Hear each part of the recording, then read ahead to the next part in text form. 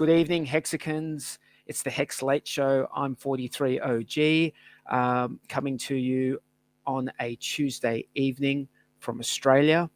Our captain, uNrekt Pyrate, is taking a bit of time off and enjoying himself. And we're here with you guys, bringing you another show. We've got the regulars on tonight. We've got Bluey. Let me just bring him up. How you going, Bluey? Hey, everyone. All right. How you going? Good, mate. Good. And we have Jexxa. What's going on, man? Hey, guys. How you going? Excellent. Good. Yep. Good. So, it's been an interesting week. A few things have happened. We've had a video released today by Discourse Syndicate with KNTX interviewing Richard Hart. We'll have a look at a bit of that in a second. There was some stakes which were had matured. A lot of stakes. I think they were OA stakes. Correct me if I'm wrong. Were they OA stakes? And someone from the community went and ran the good accounting function on all of those stakes, which is something else we'll have a chat about, and the ramifications of that for the HEX contract in the system and how that benefits everyone. So just before we go on, let me just show this clip. So just 1 second. The automated market maker balancing bot goes through and harvests the PRC20s to balance the prices, because right now all the ratios are set in a world where Ethereum is more rare. And when the fork happens, because we're inflating the supply by 1,000,000-fold, you need to change all of those ratios to reflect that there's 1,000,000 times more pulse than there used to be Ethereum. Than there was Ethereum. So guess what's going to happen? So you're going to own a greater percentage of the liquidity on the other side then too, right? Or an entity will. This bot is going to, it was going to take less of the PRC20s when there was just 1,000x inflation. Yes. Now that there's 1,000,000x inflation, it's going to nuke all the PRC20s for the existing LPs. Yeah. And those guys aren't going to have barely any PRC20 left. Yeah. But they will get the amount of pulse that they should have received in return. And so now the question is, so now imagine this, the AMM bot goes and fixes all the ratios, harvests all the PRC20s, gives them the pulse that they posted, like that's how AMM would work, you buy. Yeah. So the pulse is going to buy, the PRC20s are going to come out, and then it puts that into PulseSwap. Now PulseSwap's the biggest, most liquid market for every single PRC20 on the Pulse network.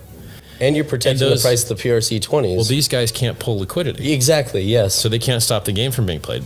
Now, what's interesting is now that they've got that pulse, they could rebuy it back if it's at the same ratio. So it's very interesting. Interesting. Yeah, you're like, it's... Oh, this is going to be fun. Right. That was from the interview with Richard Hart and KNTX, which can be found on this channel, Discourse Syndicate. If you just flick back through some of the other videos, you'll be able to watch that. I think that's part 1, and there's going to be a part 2. Yeah, before we jump into the guts of pulling this apart, everyone should watch that video. Like signal to noise, like it was just really densely packed with great information. There was no unboxing of Louis Vuitton or anything like that. It was just lots of solid information condensed into, I think it was 30 minutes or something like that. Yeah, I'm looking forward to the second part of that. It's going to be apparently the second part is even better. But shout out to everyone in the chat. Make sure you hit the like button and the subscribe button. So what do you guys reckon? Well, I mean, we sort of knew that this was going to happen. There's a few people who don't exactly know what it means. Like Zap has just said, I've no idea what all that means. So let's see if we can break it down, shall we? So when somebody is holding liquidity in Uniswap version 2, they hold some sort of ratio of Ethereum to whatever the ERC20 is, right? So that's what gives the ERC20 a price in terms of Ethereum. But that liquidity is held as one unit. So when the fork happens, that unit is going to come over. But because that unit has been measuring ETH versus the ERC20, these bots are going to come over on the Pulse side, and they're going to basically buy up a whole lot of those PRC20s to bring up the ratio of Pulse to the PRC20 to be the same. So that the Pulse to PRC20 will be the same price as the ETH to the ERC20 straight off the bat. So what that does is it gives those liquidity providers, well, first of all, it gives them a whole lot more Pulse than they would have received if they were just holding ETH, but also it takes away a whole lot of their PRC20s that they would have had just from the ERC20 swap, because it's changing that whole ratio. So now they're in this position of they're having the same value in terms of liquidity on the other chain, and they've got the choice. They can either dump all of their Pulse for their new PRC20s, or they can just leave it, or they can dump the PRC20s for Pulse. And then, like, if they really hated the project, that's probably what they do, and then they bridge that Pulse back to Ethereum and then just turn it all into Ethereum.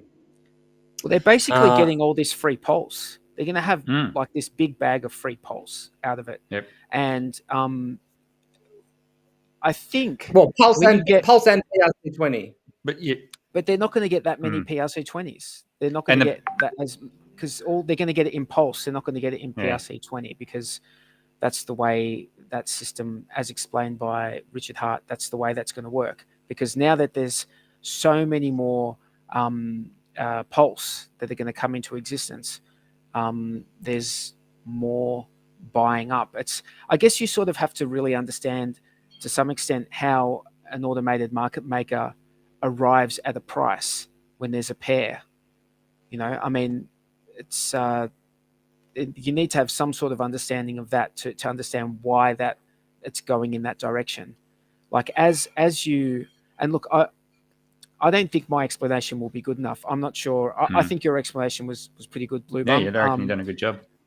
Let me just bring up Sammy. There we go. How are we going, Hey, Sammy? Hey, how are you? Yeah, good. Excellent. What's going on? Not much. We're talking about the videos that KNTX and Richard have been posting around, or little snippets of it in particular, about the auto fixer bot. And that might be a pretty clever way to get some Pulse if you don't already have it. Cool. Now, I'm not saying go out and do that, people. Don't make that a primary play. But if you were already in a liquidity pool or something like that, that's could be a way to get a bigger bag of Pulse.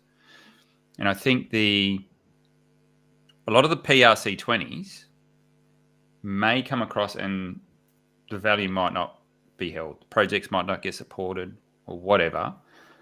But the Pulse, that's going to, there's a fair good chance that's going to get a bit of value driven into it. Well, you have to ask yourself, why will the value not be held? See, the thing is, they're in a dilemma. This is no, but what? This is a question. This is an important question. Why? I mean, because you just said the value might not be held. So we have to ask ourselves, what needs to happen for the value not to be held? Well, people need to dump their PRC20s, right? But they're going to have a lot less than what. It's. I guess it depends on what hang team. on. No, I'm getting the dilemma. People have them in their wallet as well. We should clarify. The dilemma is have them in their wallet. They won't be affected by any of this bot. That's not going to be affected by it. So you can still dump what you have if you want to for Pulse. The dilemma is if they make any big moves, they're going to be dumping down their own bags. If they decide to dump their PRC20s, they're dumping down that value. If they decide to dump down the Pulse into their PRC20, they're dumping down that. So whatever big moves they decide to do is going to kind of shoot themselves in the foot. So I think a lot of them will be in this kind of dilemma of what to do. They'll probably just wait and see. Yeah, that's but right. There will be. I mean, there's 10,000 tokens, so there will be a lot of people who just free airdrop. I'm dumping it all for Pulse. Going to change that Pulse into bridge it over back into Ethereum and change it into Ethereum. There will be people do that. Okay, here's a 10,000 conundrum. tokens. All right, so let's just say you've got a pairs in a liquidity pool. And you've got Pulse and you've got some other PRC20 sitting in there. But the project team has come across, so you're just holding an LP token at this point. The project team has come across and invalidated the contract and basically written off those coins, those tokens. What happens to the stuff that's still in the liquidity pool? Because doesn't really exist at that point. Well, they'll just try to dump it for Pulse, and basically the price will go. It'll be like a rug pull. The price will just go to zero. Yeah.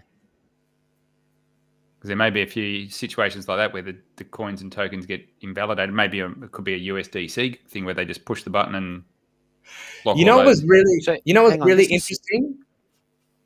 what's really interesting in that interview with KNTX as well, because they were talking about the different stable coins and what will happen with those. And DAI is one that you do not want to be holding. Oh, no way. Because DAI is backed so much by ETH. And so when the DAI copy comes over, that ETH, it won't like that it'll nuke that ETH that's backing. It won't get rebalanced. That one won't get rebalanced. So it's your DAI is like, do not hold that. Like that should not hold its value over on the Pulse side. No. Here's a good question. Has the original Pulse sacrifices been diluted in how much Pulse they would have received? I would say no, because this was always in the calculation. It was always known that there was going to be a percentage of Pulse needed for the bot. Relative to the total supply, we think it's about 5%. And you have to remember that everyone who put in for the sacrifice, whatever they did, it's only in relation to each other. Like it's not like, and how it does introduce more supply, but like it's not. It was always a known, and B, and because that will be supply that is freely tradable, so it does have a bit of an impact. But hey, we all knew that was going to be the case, so I don't think anyone could whinge about that. We knew there was going to be a dilution of about 4 to 5% on the fixer bot and another 1% for the GA. So I don't think that should be a surprise to anyone. Yeah, it's going to be interesting to see how this thing plays out. It is. There are so many unknowns. That. Oh yeah. Have you got? Sorry, Sammy, you go.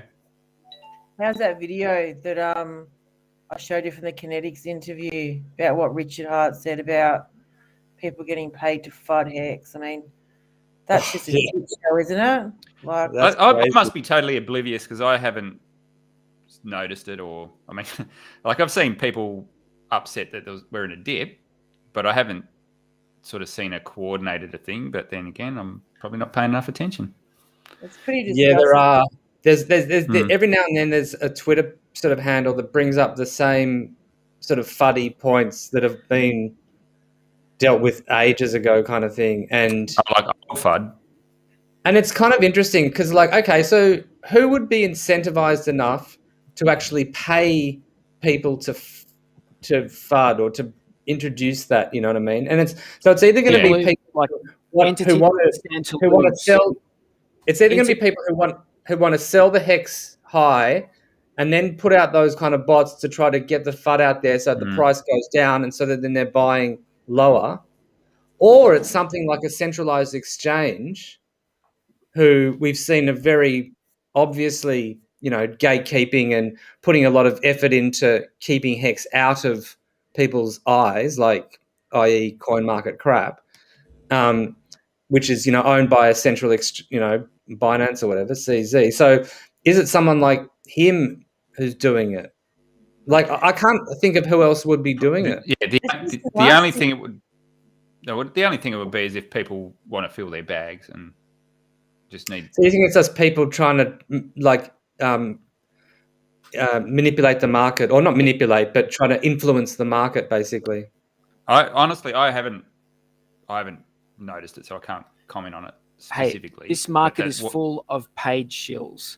Paid shills. Yeah. And if they're not paid, they're not going to shill. So... HEX has not paid anyone. Any of you guys get paid for this? I don't get paid. You get paid, No. Louis? Jexxa? Sammy? Mm-mm. No? No.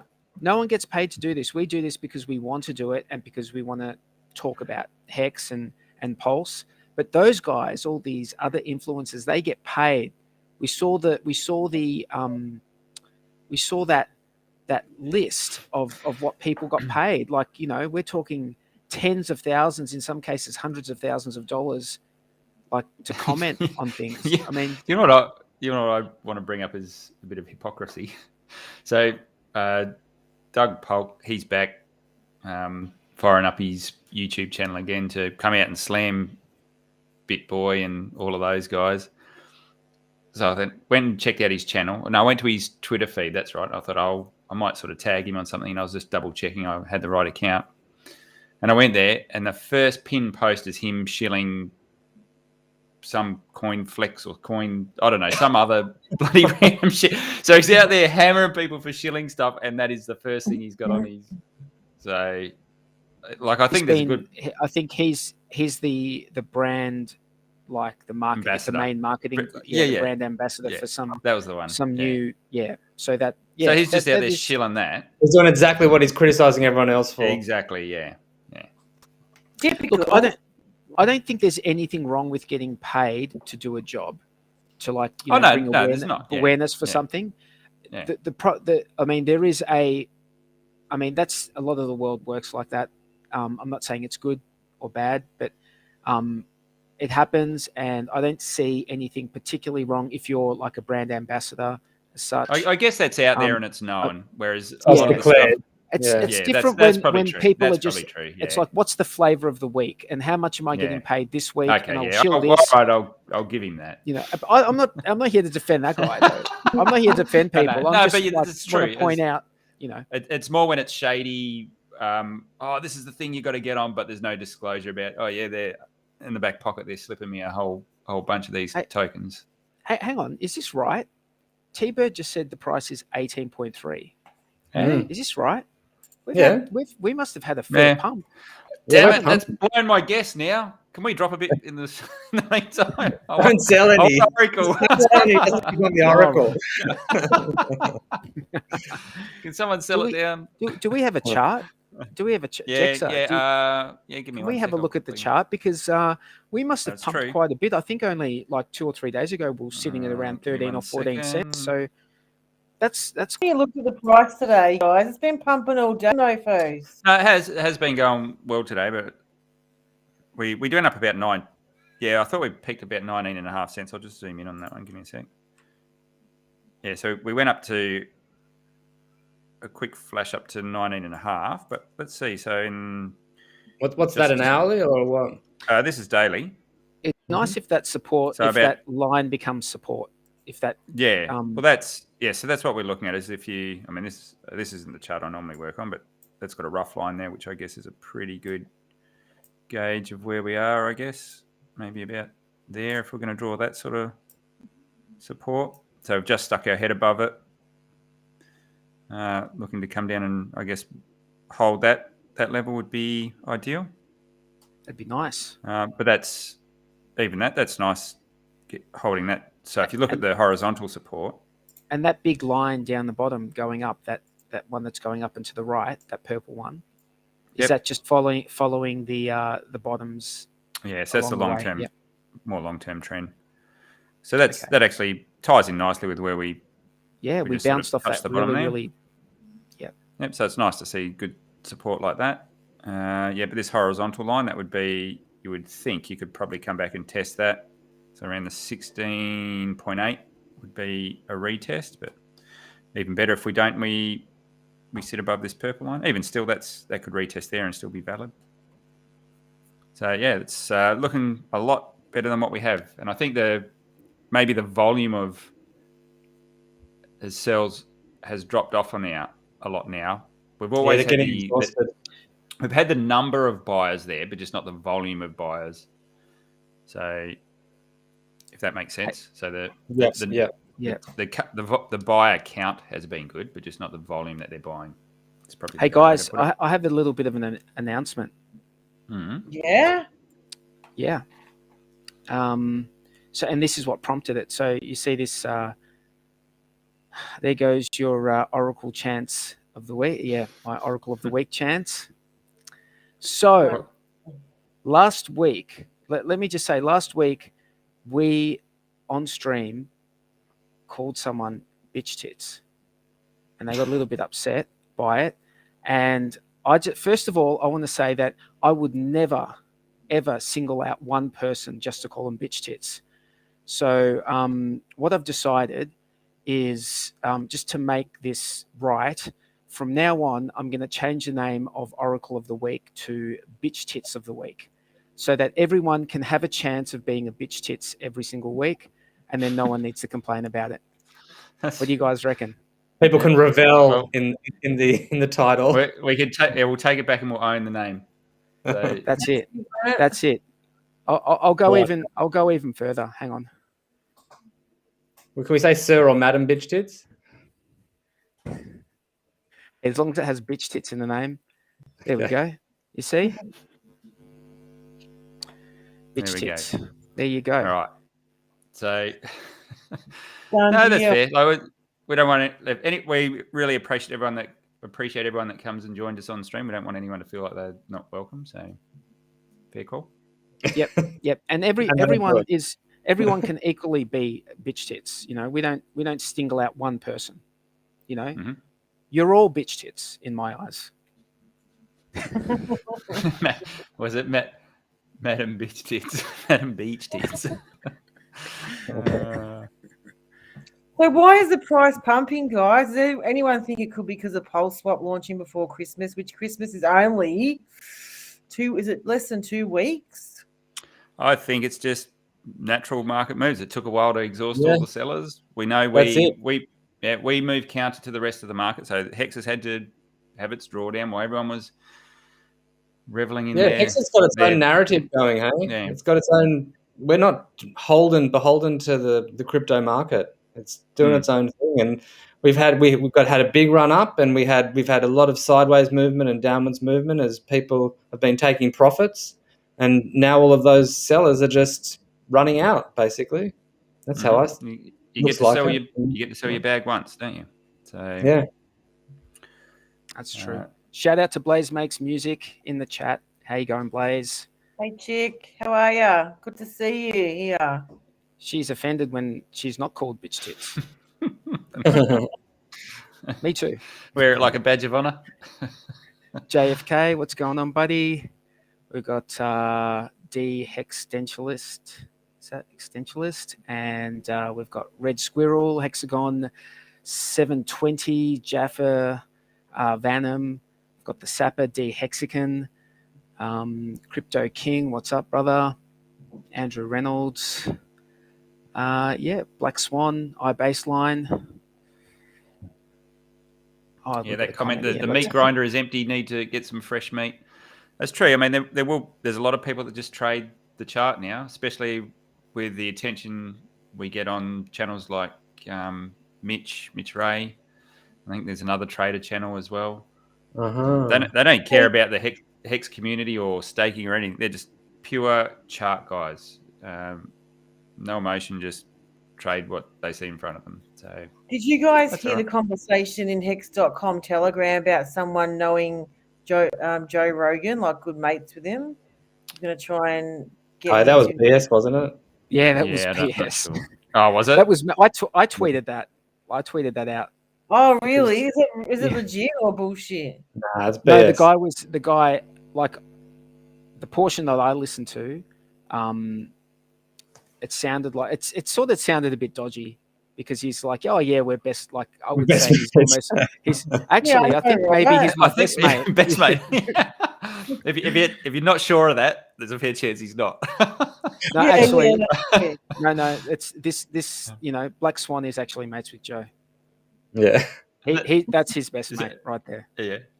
Could you hook so up? Reckon you can get him? Send the link out to him now. Get him on the show. So people, I've had a few people ask, where is Tangent? Tangent was on a stream this morning. I actually jumped on the stream with him, and then he jumped on another stream, and he did tell me earlier today that he was busy, so I'm not sure if he's going to make it tonight. He probably won't be able to make it. If he does, we're always happy to have. Always. He said he's going to make it at the end, didn't he? Yeah, he might join in if we're still going. I'll take that with a grain of salt, mate. I'm not Yeah. gonna... You're lucky to get him here at the beginning, never in the end. Hey, Hexagon girl, how you going? So yeah, what was the other thing just that before we move on? There's 91 people watching, which is awesome. Thank you. But there's only 55 likes. How about we get a few more thumbs up on this? It helps promote your bag. So get a few more thumbs up there would be nice. There was one other comment about the price of HEX on both chains from that interview. Have you got that timestamp? No. If you haven't, I'll go dark for a second and I'll get the timestamp for you because that's worth a listen. I can't play it off for whatever reason. When I play YouTube clips, it doesn't play. I'm not sure why. What about the Twitter? Is it on Twitter clip? Don't know. Might be. Which one was it? Was it the one that Sammy posted? So everything else is pretty much crashing. Hey, it's like they're all double digit down. Let me just let's see if I can bring it up. HEX is pumping. We're nearly up to 18.5.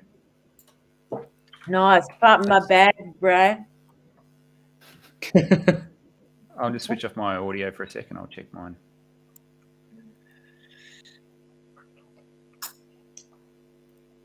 So maybe we should have a chat about. Let's see. Let's see. Okay. No sound. Audio, please. Audio. Hang on.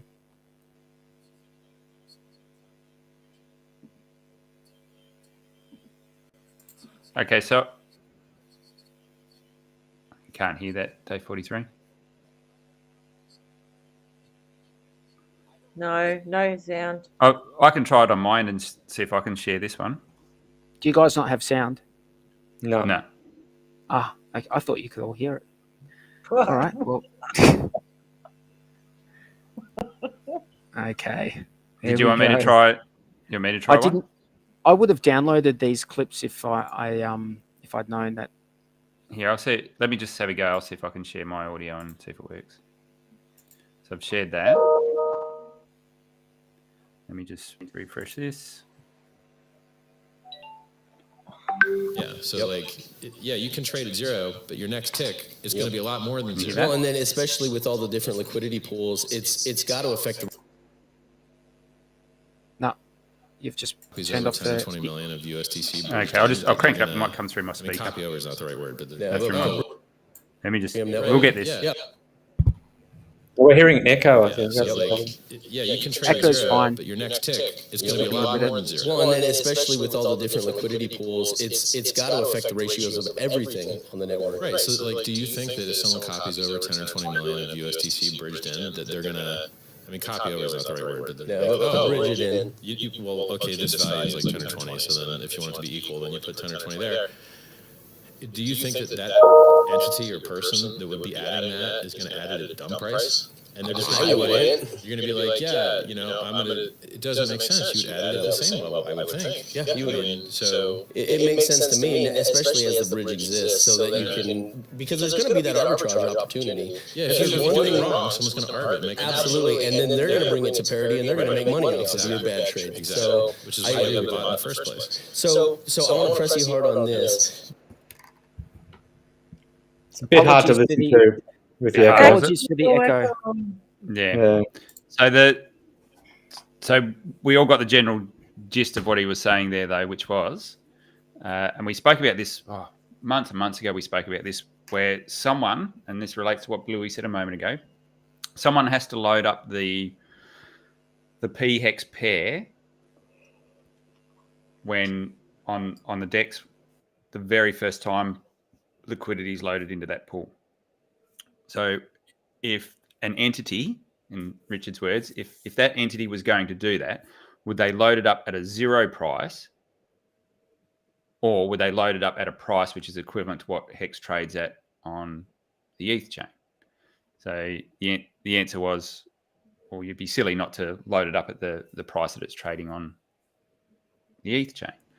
He said, if either way, if you add it up and you put it at higher or you put it at lower, there's an arbitrage opportunity and the market will quickly address that and bring it back into parity anyway. So essentially what he's saying is what we thought a long time ago. We all say, yeah, you're going to get double the amount of HEX you're going to get, but we don't know what it's going to be worth. You've just heard it from Richard's mouth.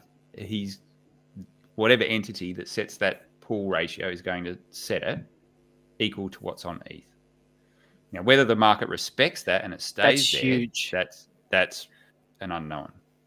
That's huge. That's huge. I know, right? So do we We've been think saying that for months, though. That's like no, but that's huge hearing that. We haven't heard Richard. We haven't heard, we've never heard it spoken there. So to hear that now like that, so close to the launch, because we've just had testnet version 2 go live in the last week. So we're getting closer. We are getting closer, and just someone's just put a comment in. Peter Dennis. Oh, because we need to address. This is not going to happen. The liquidity is not going to be moved to Pulse. The liquidity is going to stay on ETH and get duplicated on Pulse. Yeah. So there won't be any yells of rug pull because let's just say there's 10 million USDC sitting in the pool now with HEX. Richard's comment was, it would make sense to bridge across 10 million USDC to put in that pool and then balance the ratios so that it's the same as the ETH. Look, it's really just an astounding marketing move. It is just like we were discussing this bit before in our chat. It is just like it's very hard to come up with an analogy in any other for any other product that has done anything like this. It's like you have Galaxy like Brain is the way. Like everyone has Coke in their fridge. Everyone has Coke in their fridge that everyone's happy with. And then all of a sudden, you just have to change a setting on MetaMask and you have another thing that's not called Coke in your fridge as well. And that other thing is like even better than the first Coke because it's cheaper and faster and a bit easier to use.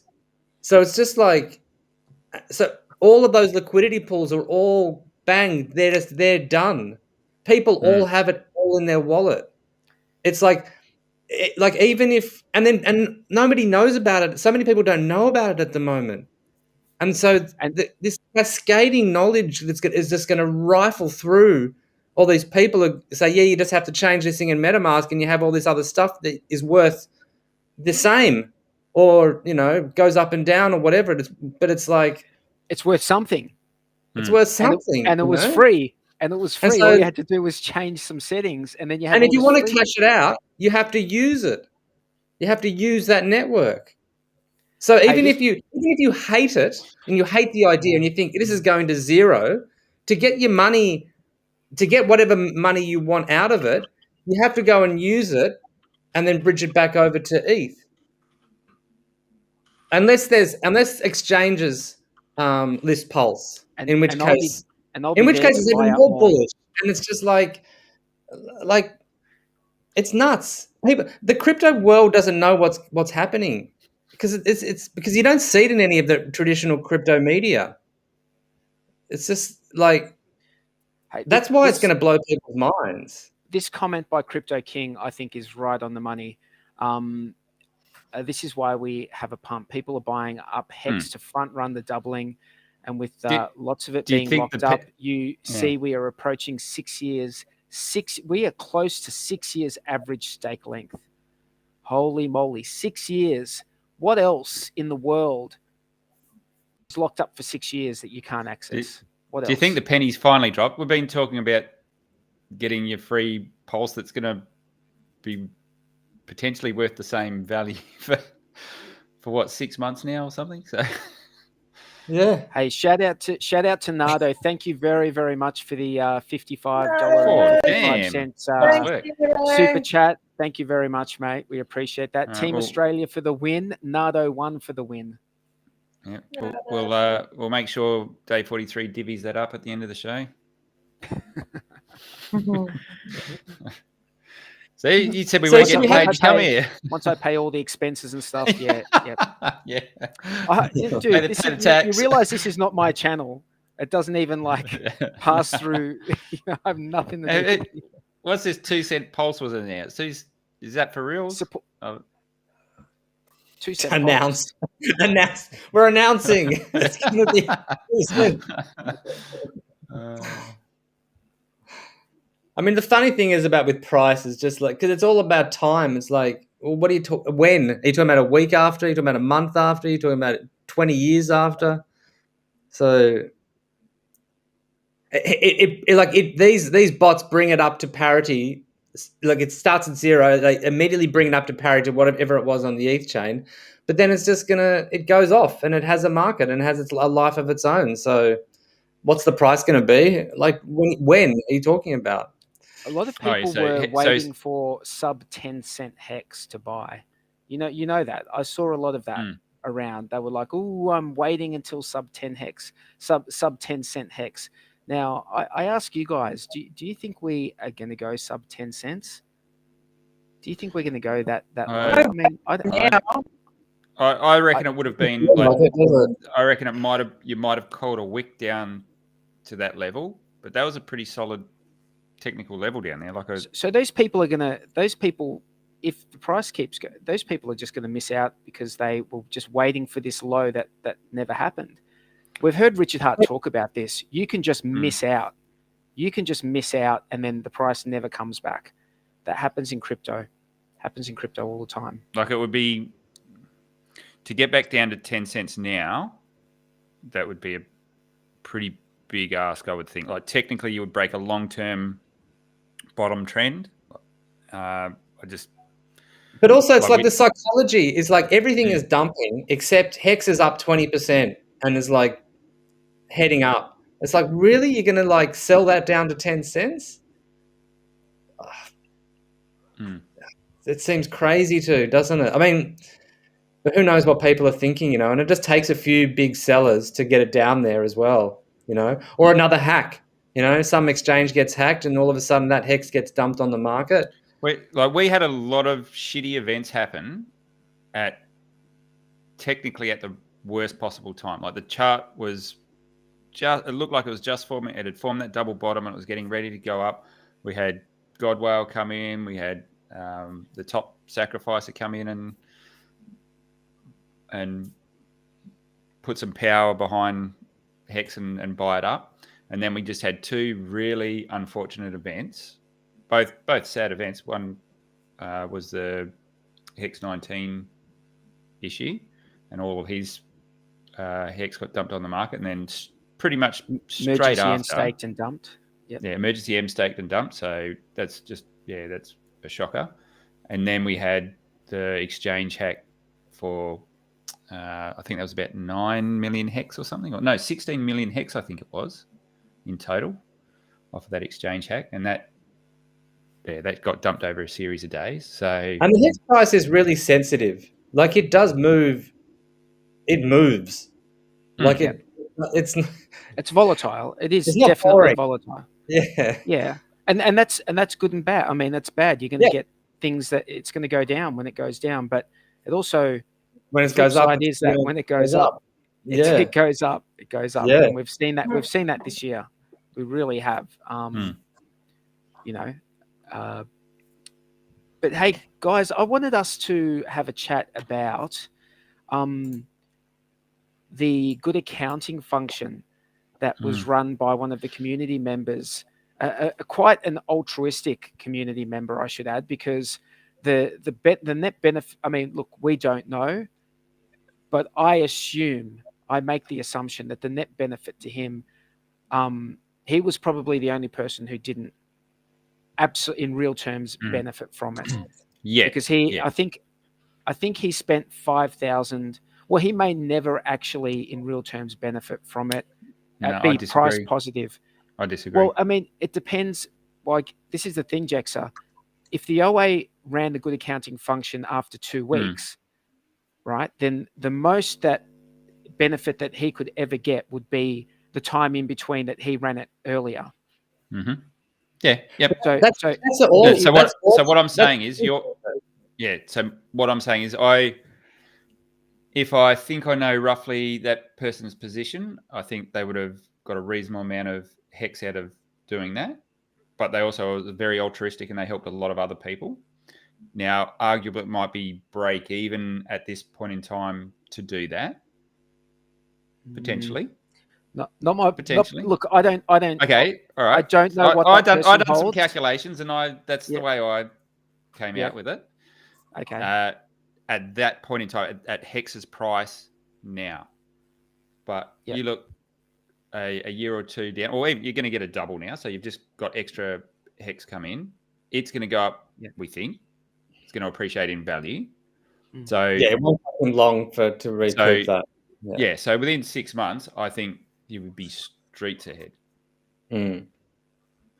Assuming the price goes in that positive direction. The thing about it is that he did it on the assumption that the OA was going to end those stakes because the OA has, in its previous history, has always ended the stakes.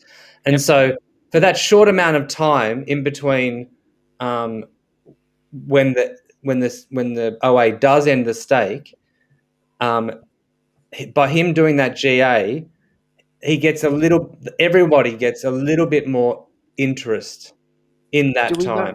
Do we know what the amount, the difference in the amount was? Was it like a point? I think I saw like it was 0.1 HEX per T-share. Per T-share, I believe. So you multiply that by the number of days. So let's just say it was 10 days, just to, was it 0.1 or was it 0.15? Oh, I can't remember now, mate. Let's just go. Hang on. Let's go. If we go to daily stats, you would see it, wouldn't you? No, but you don't know because there's any other. Oh, you could probably work it out if you could work out what percentage. But the thing is, the staking pool was good accounting. You could probably work it out. But let's just go with 0.1 and then multiply it by 10 days. Even though, was it 10 days or would it have been a bit longer than 10 days? It's an unknowable because we don't know when the OA was going to end stake. But if we assume it was after 2 weeks, like before the end of the 2 weeks, so you'd assume 10 days. Yeah, so we were a few days into the period already, because we've got 14 days is the maximum benefit you could get. Yeah. But you're saying we're already a few days into it, were we?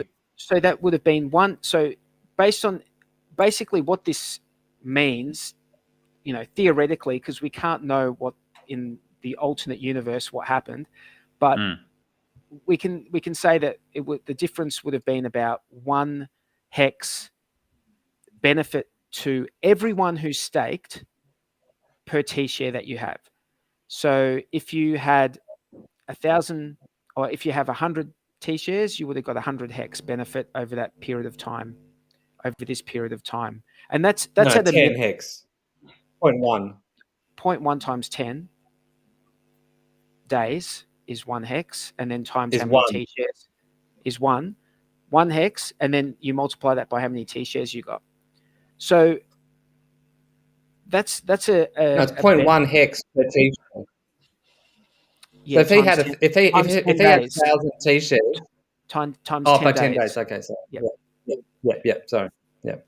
So that's just extra free stuff that everyone got that you wouldn't have had otherwise. And he incurred the cost. Well, I'm going to say he incurred the cost. I don't know if I should. I'm not going to say on stream. There is a risk that he did though. That he did take a risk, and that risk is that the OA doesn't end that stake.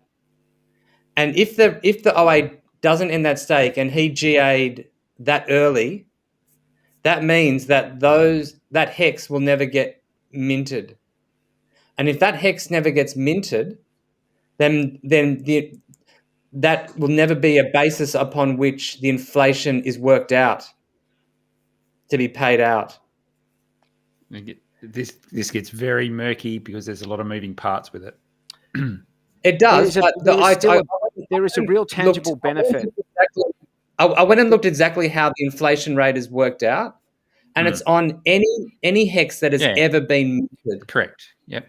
I don't think I agree with you, Bloobum.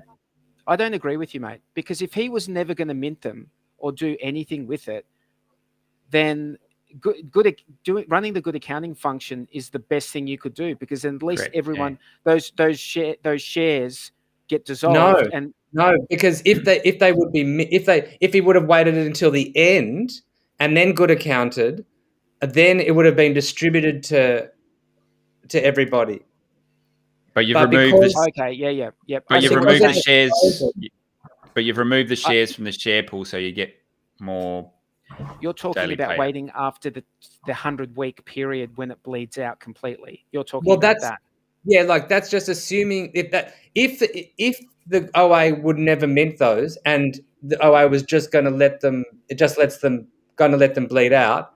Yeah. Then it's better to wait. But he assumed that the OA would mint, right? I think it's rightly so, because that's the behaviour of the OA exactly, up until now. Absolutely. Look, that's a fair enough call. And it's, it's a thing that's possible to do, and he did it, you know what I mean? So he can do whatever he wants. That's part of the game. The system allows it. And he did it. Absolutely. It is a very altruistic move, because by my calculations, I mean, obviously I don't know this person's bags. I don't want to know, but by my calculations, I think that he's probably the only person who didn't come out on top. Everyone else came out on top. 100% we all came out on top, right? Because we get an extra 2 weeks worth of extra. What if with that $5,000 that he spent, instead of doing good accounting, he would have just bought HEX? Like, that would have been price positive. That would have been better for him. But then it would have been better for him. It would have been better for everybody because it's price positive. It's a small amount though. Fair enough. No, I think not commenting, but he must have heaps of money to be able to do that shit. So he's a nice person. Yeah, and he's a lovely person who's very important. Always gone into bat for the team and does a lot of work outside guaranteed loss. If you don't run the good accounting function not being run for those 2 weeks, there is guaranteed loss, right? There is the loss that because those shares haven't been dissolved, there is guaranteed loss in the system. Once they get dissolved, all of everyone else's shares are now worth more percentage in the system, right? But whilst those less, but it's also less inflation would have is paid. Just forget about inflation for now. Like you have to compartmentalize this part of it, because if you're talking about inflation, that's another component. There's an offset. And but they are both like important components. They're both a part of it. But when we're talking about like the benefit of good accounting for that 2 week period, if it wasn't good accounting, if the good accounting function was not run, and then it was run at the end of those 2 weeks, that 2 week period, you've got a guaranteed loss for everyone. In the fact that our percentage of the staking pool is not as high as it would have been. So we all benefit from that. It's not the percentage, because because those stakes. No, it isn't the percentage. No, it's not, because those stakes wouldn't be attracting any of the interest. What it is that's why they say that it's at maximum. Hang on. Day 43 is right. It's because for that 2 week period before good accounting is run, that percentage that they would get is lost. It's lost to the system. Don't ask me mathematically how it's lost to the system. I can't explain it to you. I'm not like a mathematician, but I listen to other people explain it. It's still in the share pool. Like, it's not, the shares are still taken up. So you've got a smaller slice, but there's no penalties. So it's a loss. at the point in time when you can either GA or it bleeds out, there's an offset where you can argue, okay, it's better to GA and take the shares out of the system as opposed to letting it bleed out and get given the penalty. So but that 14 days is day 43 is Well, right. hang on. That's lost. But hang on, this is why there's a floating inflation rate. This is why it's not always it's a maximum of 3.69%. And that's because there could be good accounted shares.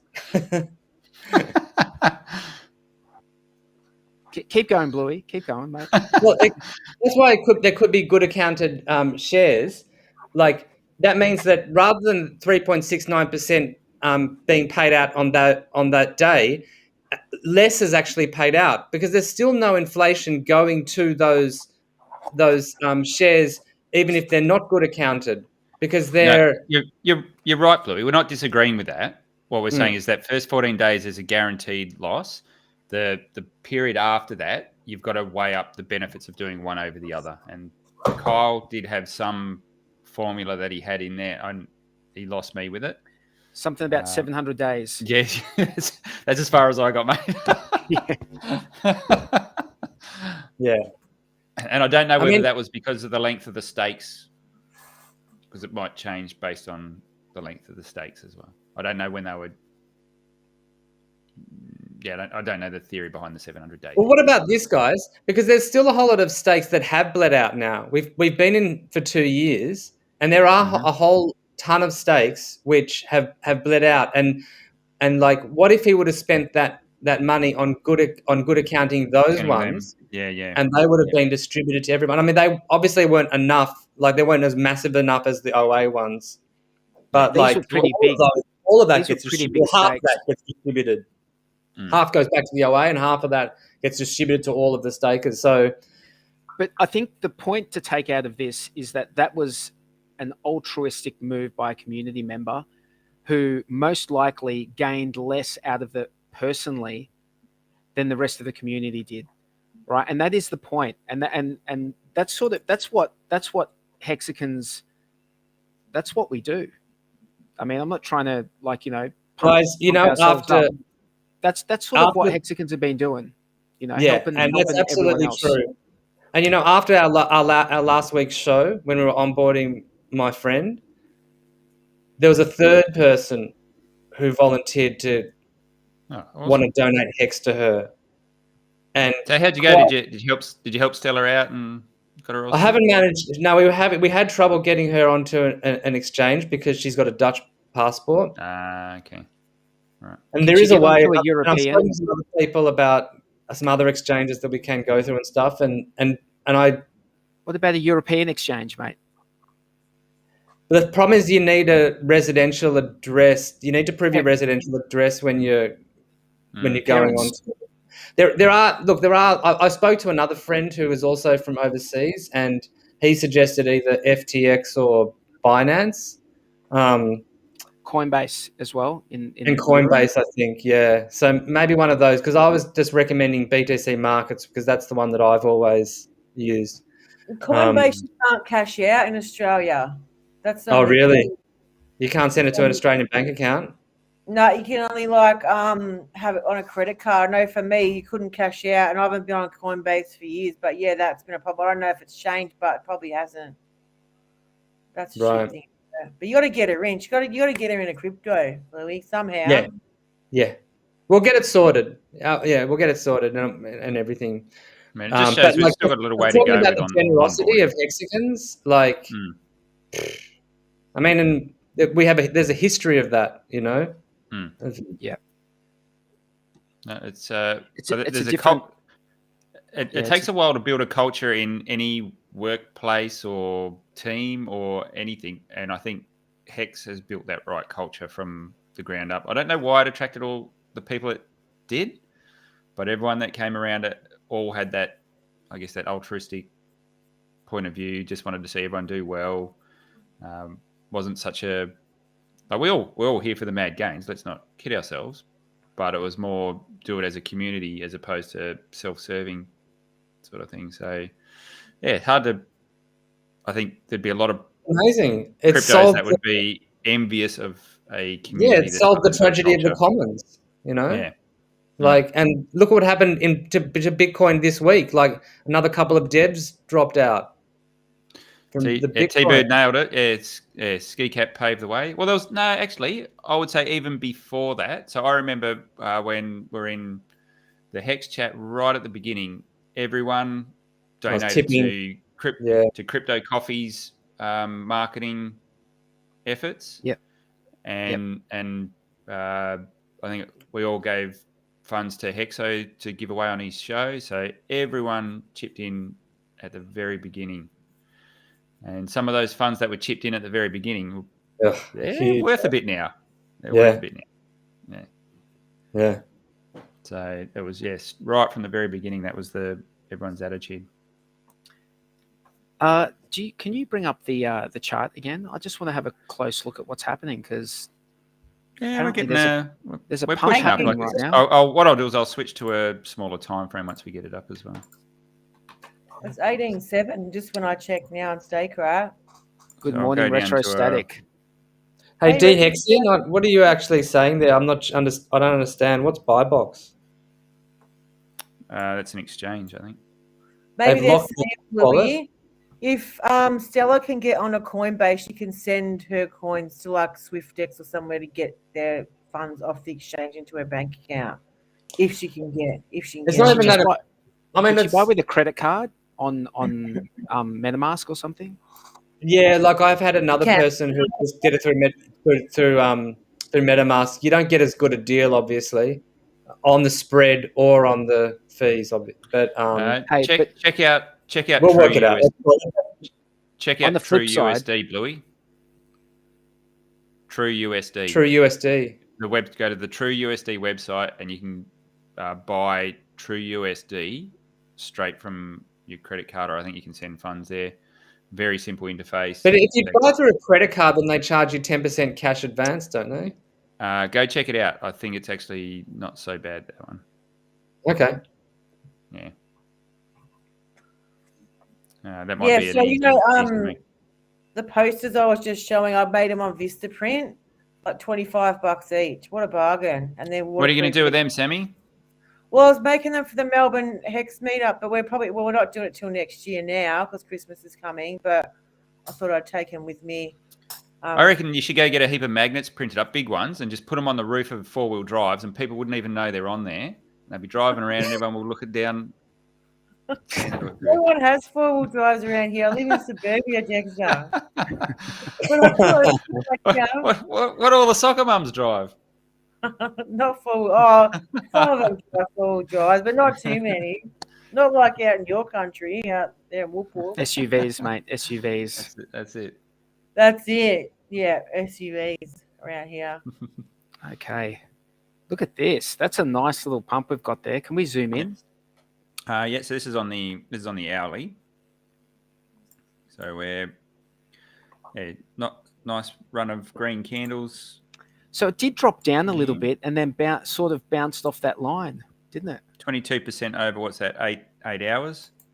That's not a bad pump. Then we had obviously someone came in and done a big buy here. We wicked right up. And then just continued our little march up. So that's looking really nice.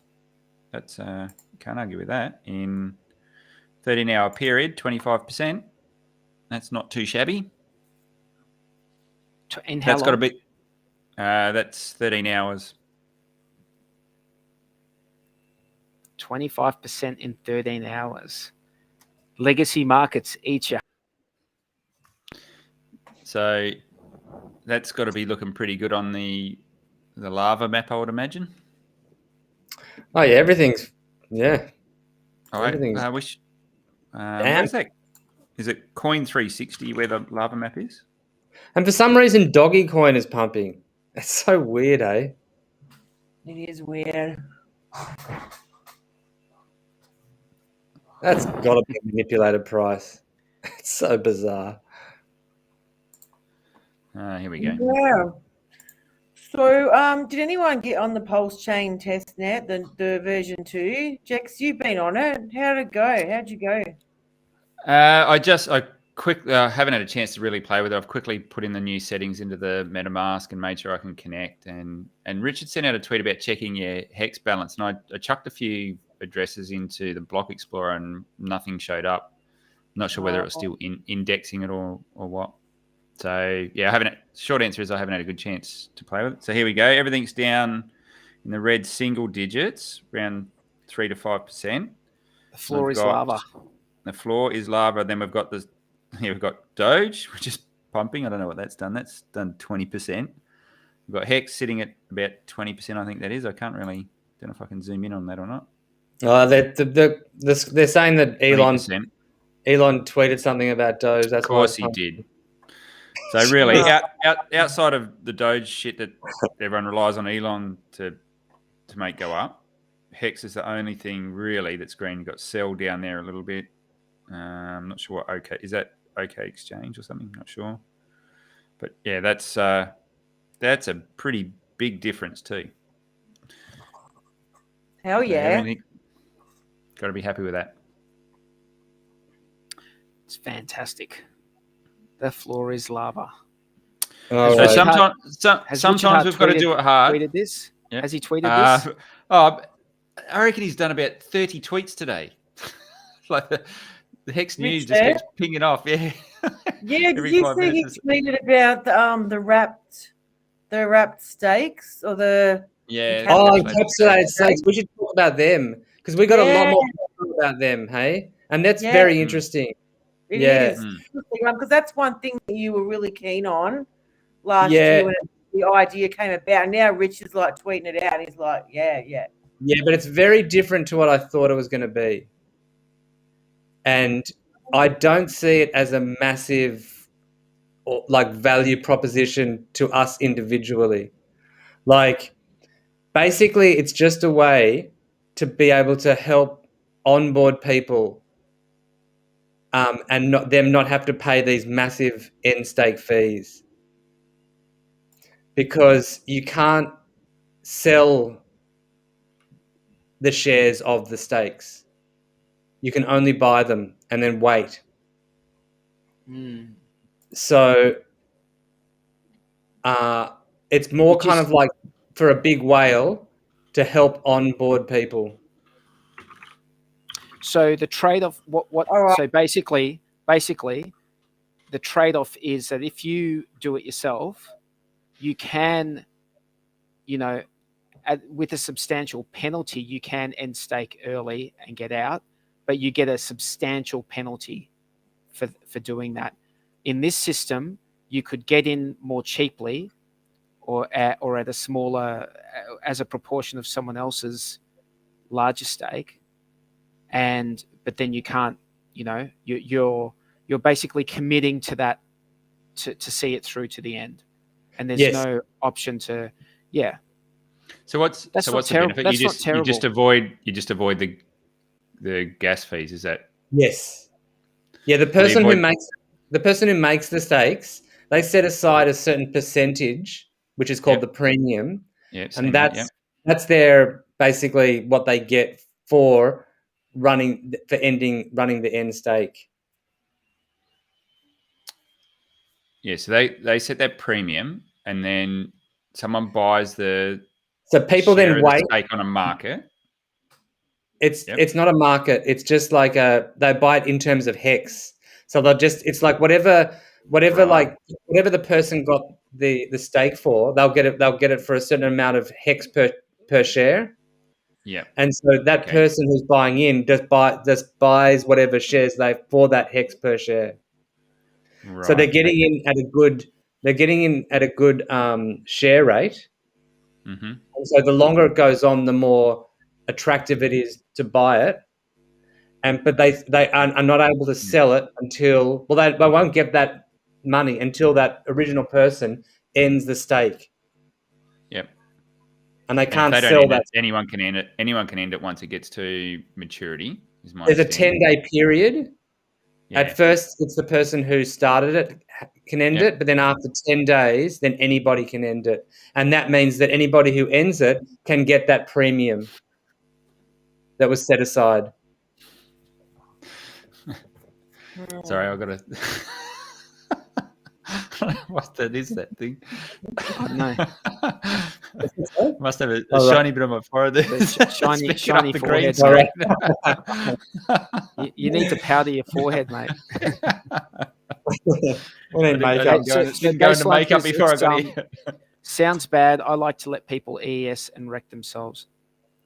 I hear what you're saying, baseline. I don't think it's bad though, because anytime someone can buy and not sell, that's not bad. That's good. I think it's in my mind. What it that's means good. as well, Yeah. you'll be able to send it as like a gift. You'll be able to gift people shares. Nice. That's cool. That is cool.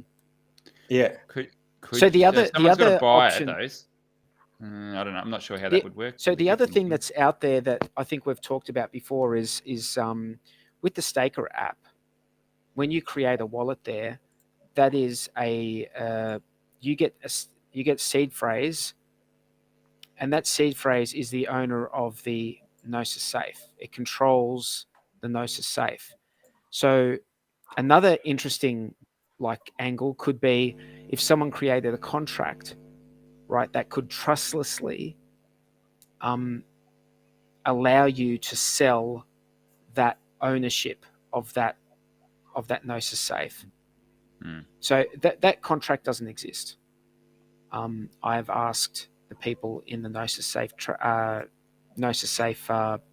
chat, and that does not exist. So someone might build that at some stage in the future, and then there's another thing, like you'd actually potentially be able to trade that, but who knows the complexity of that. Basically, the thing that what Firebun, there's two contracts involved in it, and the reason that he built it was so that people could buy HEX for those really long stakes and not have to pay the exorbitant fee to end stake it. That was his intent, and so that's what. So who pays that fee though? It's the person who originally makes it, and that's what the premium is for. The premium is their reward for doing that. Okay, so they should recoup all of the total amount that they've sunk into that. They should get back. So and then the premium's the fruit on top. Is that a good way to put it? Why else would you do it? It's just a way to onboard people.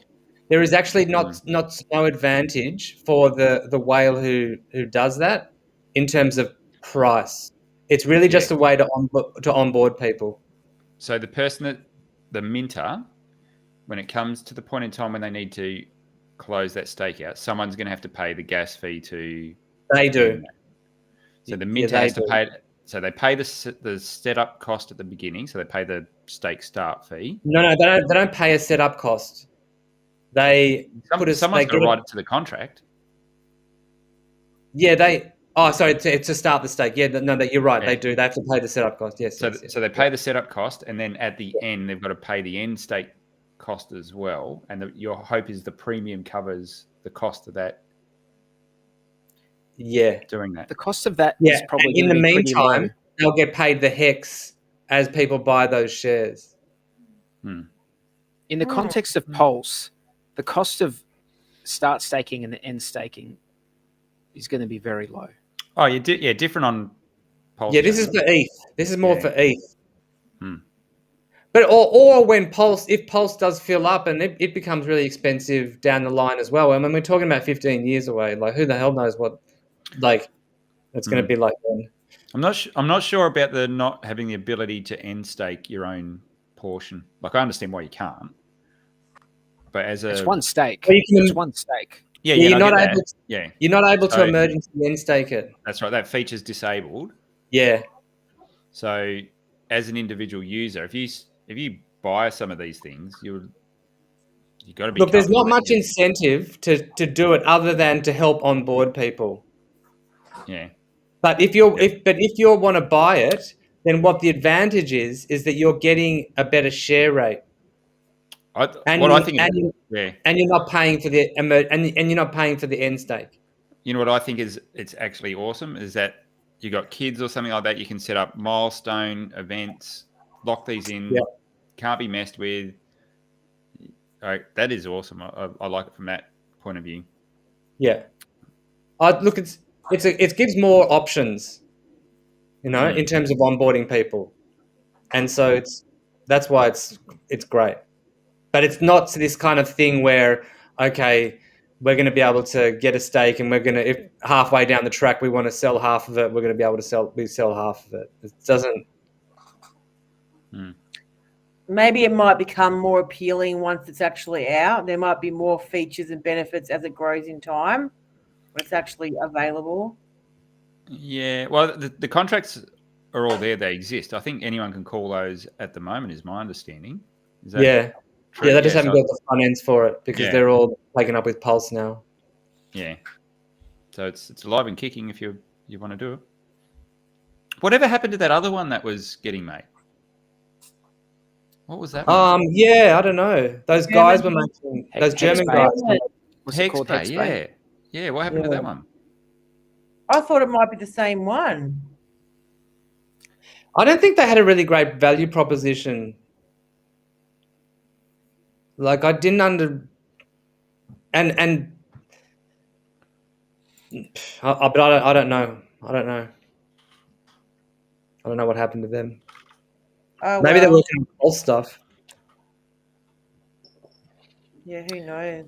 That was a different one in that you had to have a separate market for the stakes. So you had to create this market, and then you just never know if anyone was going to come and be a participant in that market. And then what if another market starts up? Then they don't talk to each other. So that was always fraught with the issue of, okay, if it doesn't get the adoption and you've locked up stakes on this, you can't do anything with them anyway. So that was a closed. It was a closed system. That was and they got a little cut, and it was like, why would you need to give someone that cut and just get a stake, eh? So buy the thing directly. So how exciting! We're gonna have double our bags. Like I haven't really thought about it, but then I was thinking like today and yesterday, I thought, awesome, you know, double our HEX. Like that's just so cool. You know, just pay the kids' school fee, the private school fees, you know, and I'm thinking next year, you know, it's gonna pay for that. So I'm wrapped, hopefully. You know, these little things in life and just makes it so much easier. You know? Yeah. I think most people by now, and I do this, you just forget about your Pulse sacrifice. Like it's sitting there in the background. Like you forget about the Pulse sacrifice. You forget that there's going to be like a doubling of all HEX and all your stakes. You know, you forget about all that stuff. And we should talk a little bit more about like the PulseSwap sacrifice, which is imminent. Richard did say it was going to be before the end of this year. I can't, like, unlike the launch of the Pulse chain, I don't see any reason why that sacrifice can't happen before the end of the year. I don't see any reason why it can't. I wouldn't be surprised if it happens between Christmas and New Year's, because all the code that they used for the Pulse sacrifice, I'm assuming they're going to reuse that for the PulseSwap sacrifice. Is going to be the same set of coins and tokens that you can sacrifice, I'm assuming. These are all assumptions, but I don't see why you wouldn't just reuse that code. Because you think it'll have the same dynamic about the HEX getting chucked in there? About pumping the HEX price? Yeah. See, that's the thing. I'm not giving up my HEX before the fork. Like, I don't see how the value... Like, yeah, that's a tricky one. The value proposition, when you compare... Like, to put into this PulseSwap, I'm just like, you're giving up doubling your HEX. And it's HEX. You didn't mind chucking it into the black hole a couple of months ago. Your HEX. Yeah, totally. But like Pulse was something that was just really super integral to the system as well. It really was kind of like a political statement as well, you know, and a kind of the community coming together because we need this to work. Like that's what I felt, you know, and I still didn't put in, like I still have way more of the hex bag than the amount that I put in for Pulse, you know, like, Yeah. and for PulseSwap, like, to me, it just feels like a degen move, and I just don't see it as like. I mean, I'll be really interested to see what kind of tokenomics he puts on it, but like, because obviously he's, you know, going to put up something very, very enticing, but like, I just don't like. It's going to be very, very hard to give up. Well, Hex is worth a lot more now than what it was. Like we all went in. Everyone knew the gameplay for Pulse and loaded up on Hex well in advance, watching this run up. So when you did eventually get rid of that Hex, it was like it was free money sort of thing. Like you'd got so much value accrued in it that you were okay to chuck it. Like you I know I did. I set a dollar amount aside that I chucked into Pulse, I chucked into Hex, watch it grew, and whatever it was when it got to the time of the sacrifice, that's what was going in there. People probably haven't had as much time to prepare for that event in this case. And like you say, it's a different coin, different dynamics. It'd be interesting to see what gets put in front of us. But like I say, it's got to be pretty enticing. Yeah, let's explain. Can we explain to everyone what we understand will happen? Like what's gonna, what PulseSwap? That's not the name, but what PulseSwap is probably gonna, how it's gonna operate. So it's gonna be an automated market maker. And you're going to be able to commit liquidity to the pool. You're going to get paid a percentage based on how much of the liquidity is yours in that pool. And then, as I understand it, the way these reward tokens work. Go back again. So that you're talking about LP rewards. Yep. And as I understand it, there's going to be a token which is also going to be rewarded to those who provide liquidity. And that's going to be the PulseSwap token. And that's also going to be what people can sacrifice for. That's what I understand is going on. If you guys understand differently, there's a ton of questions in there, isn't there? It's like, okay, is this going to be ad infinitum? Are there just going to be like these PulseSwap rewards for providing liquidity forever? And if that's, or is it going to be the first year or the first 2 years? There'll probably be an emission schedule. You know, there will be, like, they'll explain how the supply will be. I don't know how it will be minted or rewarded over time.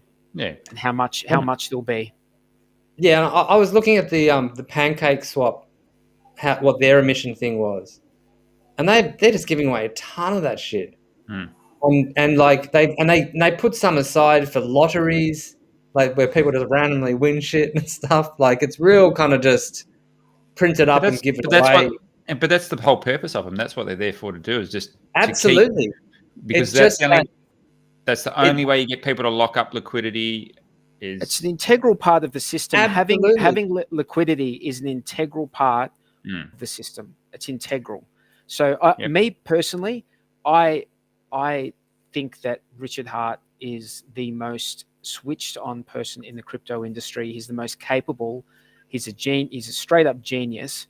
And I think that especially after seeing what he did with Hex and what he created there, to see what they're putting together with Pulse, and you can see what's going on the GitLab gitlab.com/PulseChain.com.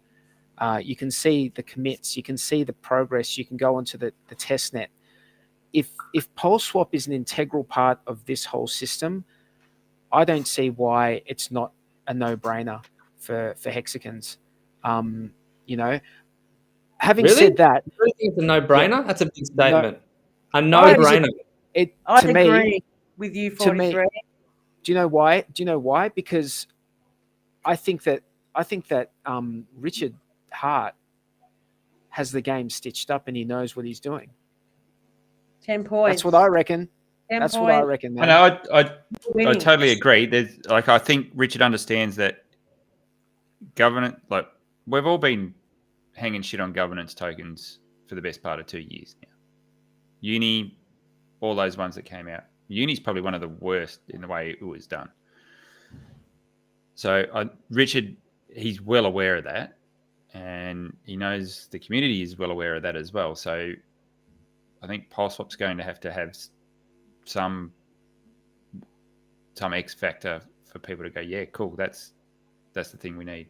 Or yeah, I can understand where he's going with this. I don't know how you do that, but I think, in my opinion, it should have something like that. So hell yeah, I absolutely agree with you, 43. It's a Richard project. I didn't even think twice. I'm in that shit, mate. Maybe not as big as Pulse, but I'm going in. But the thing is, guys, we're talking about there are 3. I want to support it. Yeah. Oh, I think it pays to support it, but I want to know more about it before. But like we have, even if you do say, okay, Richard's God, everything he does is going to turn to gold. Let's assume that, right? He still has 3. That's what you're saying. That's what you're saying, basically. No, it's not. No, you it's are. Not. I'm not saying he's God. I'm saying that. Okay, so listen, let's assume that. Yeah, we know you want his baby. 3 of his projects. You can still decide between those 3. And what I'm saying is it's going to be pretty near impossible to get better than HEX, right? And so to give up your HEX for that other project, I mean, maybe that other project will do well, but it's pretty hard to give up the HEX for it. And I think the Pulse is going to be amazing. Awesome. Pulse is going to be huge. Maybe it's even bigger than HEX. Maybe it does even a faster growth than HEX. But in the long run, I think HEX is still where the value is going to accumulate. So let me just jump in here. Bluey, let me just jump in here. Maybe you're right. Okay. However, maybe the best option, perhaps, I don't know, this is just speculation, maybe the best option at this point, if you haven't sacrificed for Pulse and you were to get in, once it launches, maybe the best returns that those people could get would be the sacrifice for PulseSwap. Maybe that's where they're going to see, because when it launches, there might have already been. If you haven't already been a price. I'm just saying, maybe there might have already. If you haven't got long HEX stakes, that should be your priority. Like having a nice little bag of HEX and having some really nice big long ass stakes. Not going to argue with that. Not going to argue with that at all. Yeah. Getting some sort of Pulse, sure. You're all turning into a bunch of degens now, aren't you? That's the thing. I'm watching everyone turn into degens, and I'm thinking this PulseSwap is a little bit too degen for me. No. HEX is awesome, and HEX has done really well. But you know what? A lot of people realized late. They were late to the party, so this is their second chance. No one's late, Sammy. It's so early. It's so early. Yeah, but they want to get in. They want to get in early on HEX, and they didn't. If you're watching this, you are in early on HEX. Yeah, everyone is so early. There's only 25,000 people probably actually know about HEX. Well, I've got some friends who I got in, and they said they're just happy to get in at ground level on Pulse because they wish they had done it with HEX. That's just the simple truth. They might still be early, but I'm talking about row. That's what I'm talking about. Everyone missed out. There's going to be more people in Pulse going, hell yeah, getting that. All right. Yeah, everyone's chasing. Everyone wants us the mad gain, the feeling of the mad gain. Hey, like that's what it is. Yep. It's like people. You're all just gamblers. I think everyone's got to realize what makes HEX special though is that you get the mad gain, but you don't get the crushed down to zero when everyone bails. So, I'm sorry. What was that one?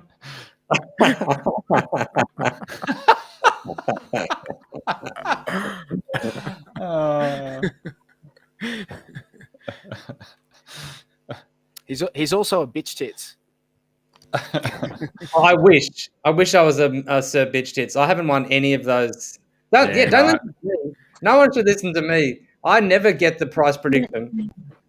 I get the macro. I get the long-term macro price prediction right. I don't get all the right. short-term shit right. Bluey, hang on a No second. idea. Let's take a step back. Okay, I just want to go into this with you about. So you got into HEX around when? After 6 months. Okay. 6 months after launch. The feeling you had always, and that you articulated to me, was that you always felt like you'd missed out on that initial, that getting in at the start. So now that you've done that with Pulse, you're like have this level of satisfaction that you've done that. But can you please talk to those people, right, who didn't get in on Pulse yet, didn't get in on the sacrifice of Pulse, and now it's not really worth sacrificing anymore because the multiple of penalty is just so great that it's sort of like, what do you sacrifice for Pulse and get like a what's the you don't or do you sacrifice into like this other token, which is going to be a Richard Hart token, it's the fourth Richard Hart token, right? Because you've got HEX on Ethereum, you've got Pulse, and then you've got HEX on Pulse, the third, and then you're going to have PulseSwap. So this is an opportunity that if anyone wanted to get in the beginning at the ground level of a project because they missed out on Pulse, they might be feeling the way you felt before, Bloobum, when you were saying, yeah, but I missed that first 6 months. So they might be feeling like that. And this is maybe perhaps, but we don't know the future. This could be their opportunity to get some of those ground level gains. But when I didn't kind of like feel regret that I missed out on those first 6 months.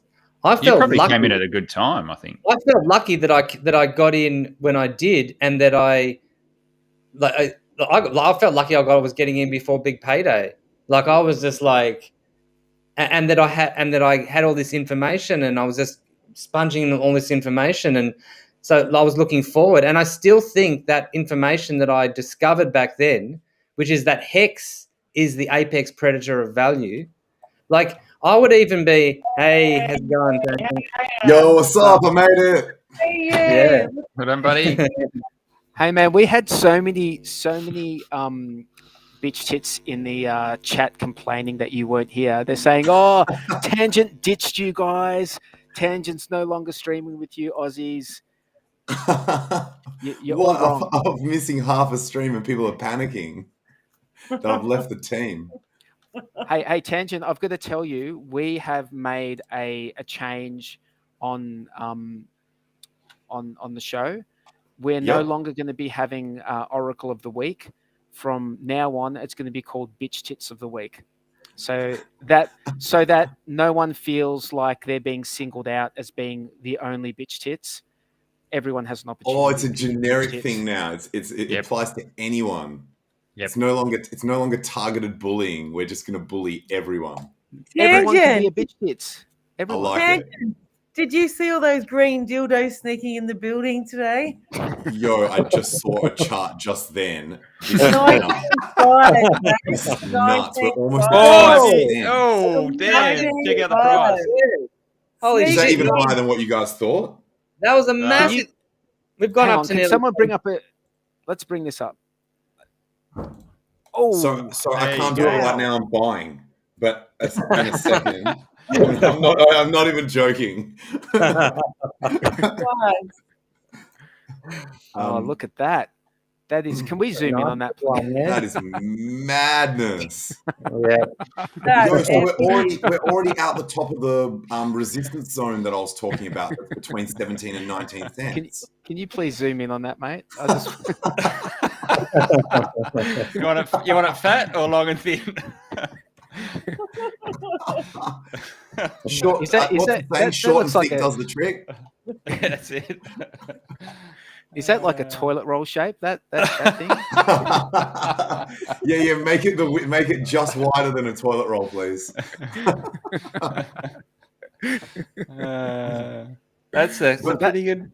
That's a nice little pump, that one, isn't it? Fuck. That is a huge handle. I've got to say that one really did sneak into the building. That Yeah. one did.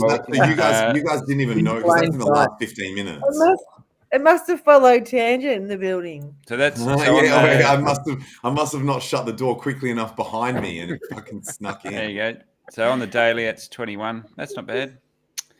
And we're only halfway through the day. But also the rest of the market is red. Yeah, it's getting That's what it is. Everyone's jumping into HEX. They're just seeing it go. Everyone's jumping into Doge as well. Go and take a look. Probably go and pull up the chart for HEX against ETH. It's going to be even more drastic because ETH's going down through that whole period. Yeah. Let's see if I can. There we go. Yep. Not too bad though. Still. Yeah, I think we've got a fair bit of my computers. It sounds like it's going to die. Why is this taking so long? Hang on, I'm going to have to make sure I've got a fan running. Madness. Yeah, we've still got a bit of work. That's looking good, but we've still got a bit of work to do there. That's on the. Can you zoom out more? Yeah, I'll go into a daily on that one. But going back to while he's doing that, sorry, Bloobum, I might cut you off, didn't I? As in, I came in when you were mid-sentence. I would make sure, if I was just coming into all of this now, I would make sure I had HEX and HEX long ass stakes first off. Then I would maybe put some in or get some ready to have some in Pulse. Like probably by buying HEX and then swapping it for Pulse after it launches. And then like my third in line, I mean, and this depends on what kind of like token metrics he comes out for on PulseSwap. But I would just put. The other thing you can do is like if you've got HEX and you're going to get HEX Pulse on, then you just put that as a liquidity pair. And if you really want to, you can earn these PulseSwap tokens by just having liquidity in there. But even so, it's like you're probably just better off staking the HEX, like. Like, I mean, look, let's wait and see what the proposition is first before we. So put up your hand. Put up your hand if you plan on sacrificing for PulseSwap. Hand up. Yeah.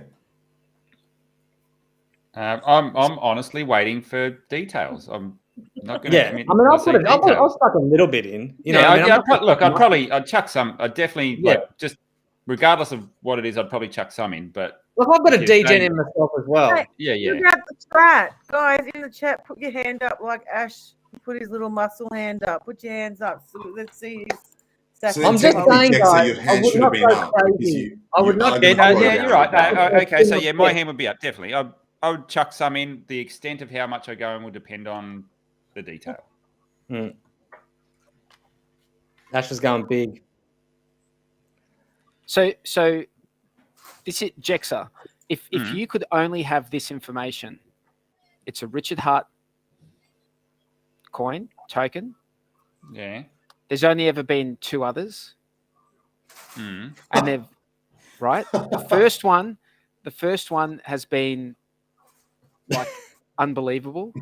The second one, people have still been sacrificing at a rate of 300, 400, 500x penalty, right? Which I think I heard you say, Tangent, on the stream this morning that is almost like a price. You could say that like if people are sacrificing at that X, you could almost say, pseudo price, it's a pseudo price. Someone is willing to no way. Pay that rate. I just think they don't understand what they're getting at the moment. Like, they don't understand how bad the rate is they're getting. It could be that. Don't be such a Debbie Downer, Jexxa. I'm trying to make a point. You would have to be fucking stupid to think you're getting a good deal sacrificing at the moment. Hey, if it's a 500x and then Pulse does a 10,000x in 2 years like HEX did, right? Is it that dumb? Yeah. It depends where it starts at. We don't know where it's going to start at. We don't know. Yeah, that's true. I guess you can never say never. With all that, with all that, right? With all of that, you know that there's going to be this other token which is they're going to be a sacrifice. Like, how would you not automatically put up your hand for that? Like, even if it's not But the then there's same, also on the Liquid same Loans level, is coming up. you know? Liquid Loans is going to have a bloody sacrifice thing as well. Yeah. I mean, it's just never ending. Yeah. But You gotta- liquid loans might be the reason why the price actually, that because it helps to prevent selling. So if no one's selling at the start, it could go up pretty quick. But yeah, I agree that some of the things I'm sacrifice seeing this with some of the, I think I sent you a sheet today, Tangent. Yep. About liquid loans and doing some responsible things with it, what it can do for Pulse price and for your bags without being a degen. It's pretty crazy. So yeah, but that's a side note to the PulseSwap thing. That's something that's always going to be there. That system is going to exist after launch. Anyone can come into that anytime and play on that side of things. In terms of sacrificing, yeah, I think you probably want to put in both camps. Ash is calling everyone on stream a tight ass. One by one. Well, Green Banker. Oh, Ash, you need to see me on the weekends. Be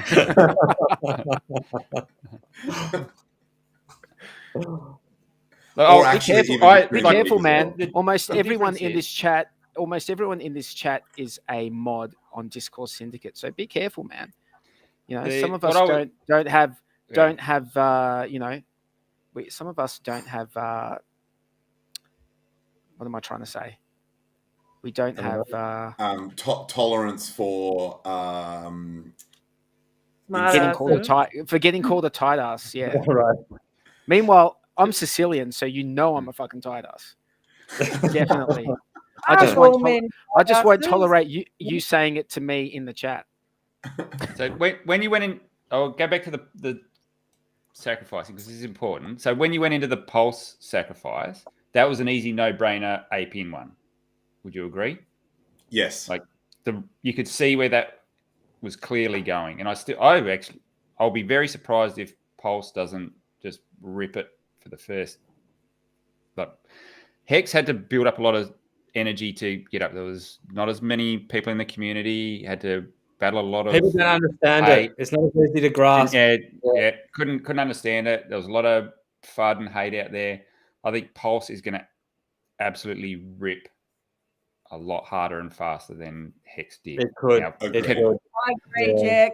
100%, bro.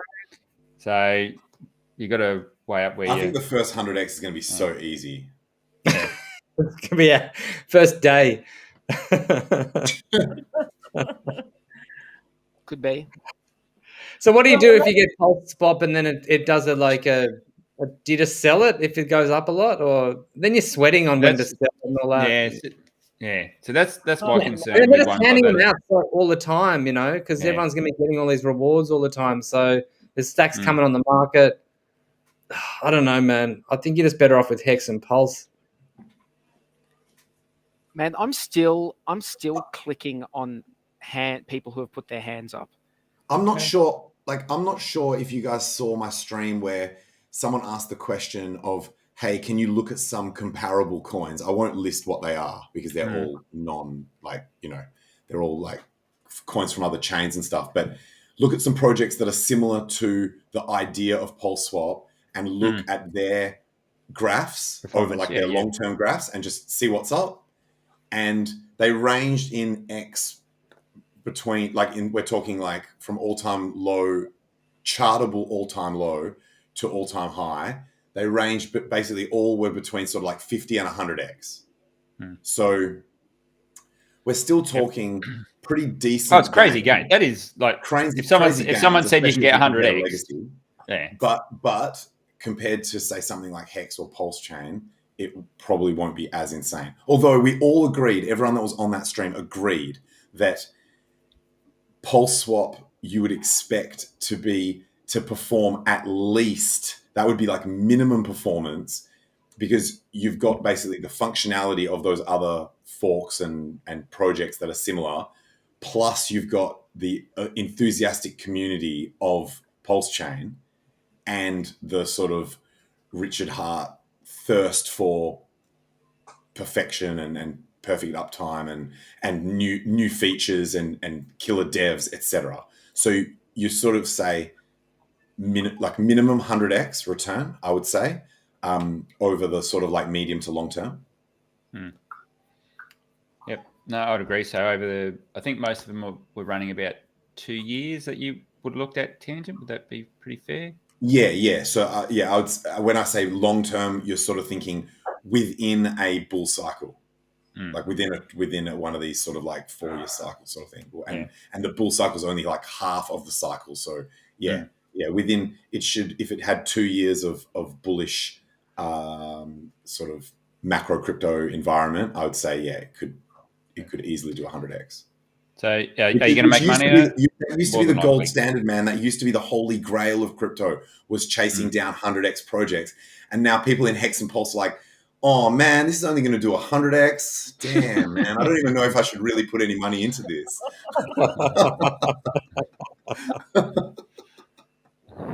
I want to go back on something you said, Day 43, because you said people feel like they've missed out on getting into Pulse, like they feel like they missed that first run. Well, No. Yeah,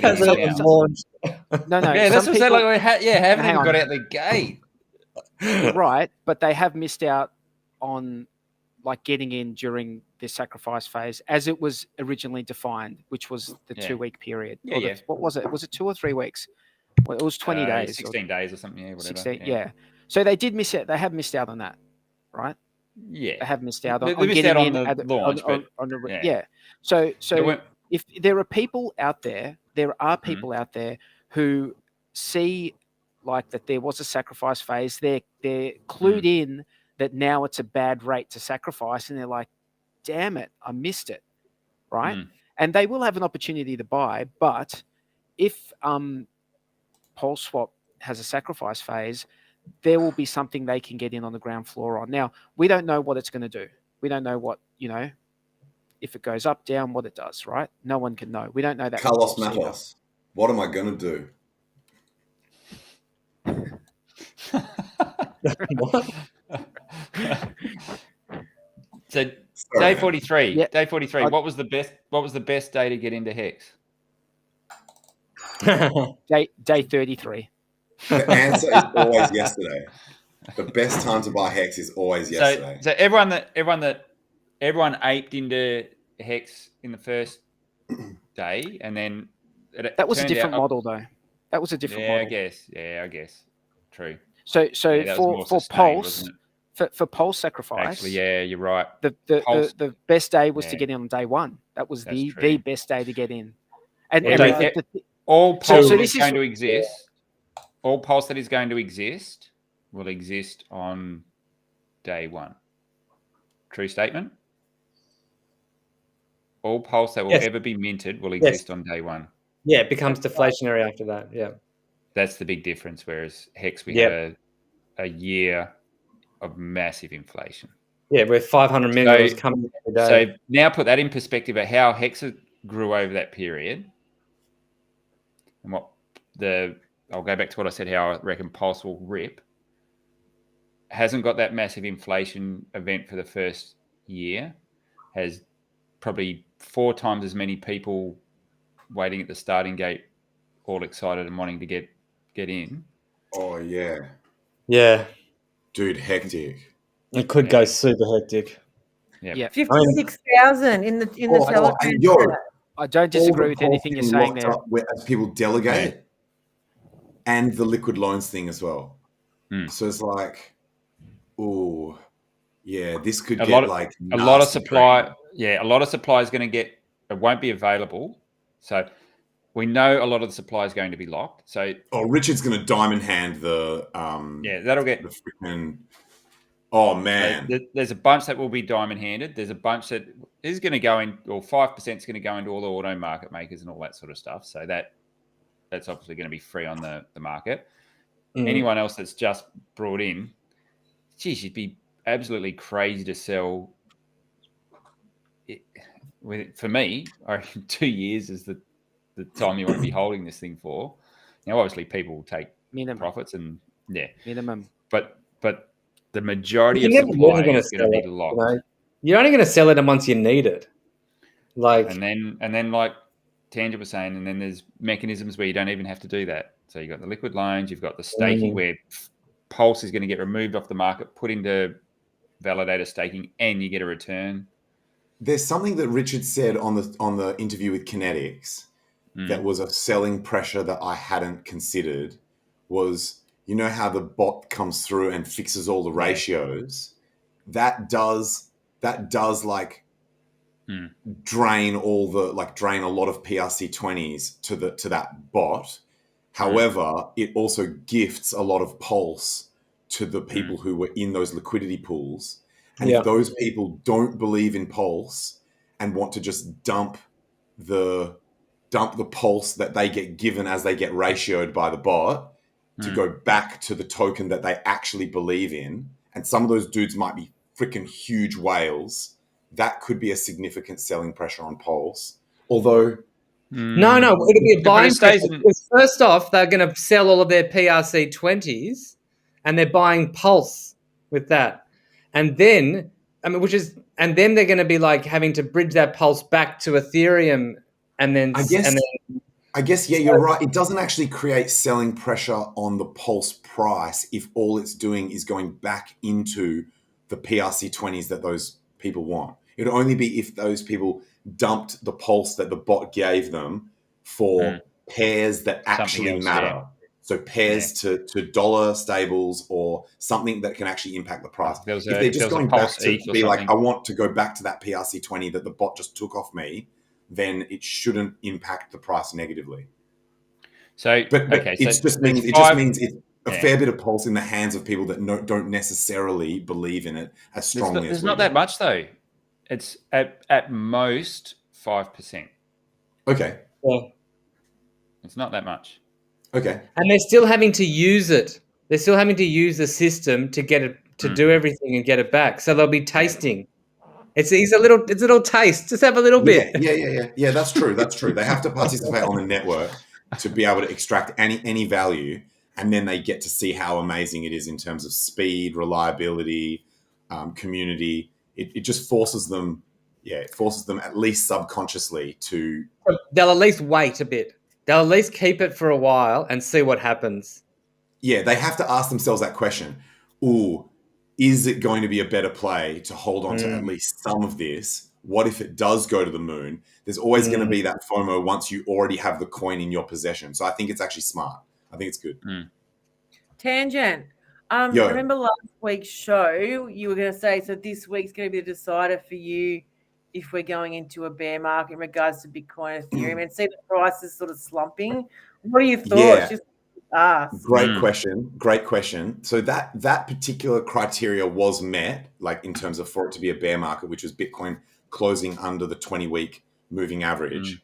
However, I saw a video from someone who sounded like they knew what they were talking about and had some good points as to other criteria that they want to see to confirm that it is a bear market, and that was closing below the 50-week moving average, because during this bull market, the 50-week has supported the Bitcoin price a few times. So 50-week MA, closing below the 50-week MA.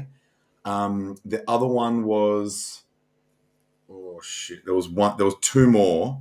One of them I didn't quite get. It was like something to do with, I think it was like a custom indicator or something that he had where he was like drawing some line that I didn't really pay enough attention. I was playing PS5 while I was listening to this video, so I wasn't actually even looking at the graph that he was using. But the other one, there was another one, I'll try and remember it, that I thought was also a pretty fair, a lower low on the macro scale. So we haven't actually put in a new swing low on the large scale swings. We're still making higher lows. So I think, those two, the closing below the 50-week and that low, and putting in that lower low, will now be the new confirmation. I know that's sort of like pushing it out a little bit to try and. It sounds like I'm trying to cope and stay bullish, but I think what this guy was saying was legit. It was logical. Well, Tangent, Okay, big boy. Oh, man. Very hard. Damn. Hey, You know, Doug Polk came out calling BitBoy a fraud. yeah. First video back for years, and he's just like, BitBoy's a fraud. Okay, Tangent, what do you make of this? What do you make of this, mate? What was it? Michael Saylor came out and tried to pump his bag so hard, said MicroStrategy just purchased, I can't remember how much more it was, a massive bag of Bitcoin at, I think, 48K or something like that. Yep. Didn't even cause a blip on the price, still kept inching lower and didn't hold 48K. Oh, you should have bought HEX. That guy is so desperate. That guy just reeks of desperation. It was like full pump your bags, and he's the worst degen. He's such a degen. I will admit, he is now a heavily biased source. You know, when you're billions of dollars committed to an investment, you can't be unbiased. No matter how well researched it is, he's very well spoken. He's very well researched. I agree with a lot of what he says, but you can't take him as an unbiased source anymore. He's literally one of the biggest Bitcoin whales. Well, him and his company. Yeah, agreed. Yep, you're not going to get any truth out of him. He's never going to admit that anything's any better. It's just not in his interest at all. How about this as a theory? Bitcoin had its top at 65. It did the falling out of the parabola, crashed down.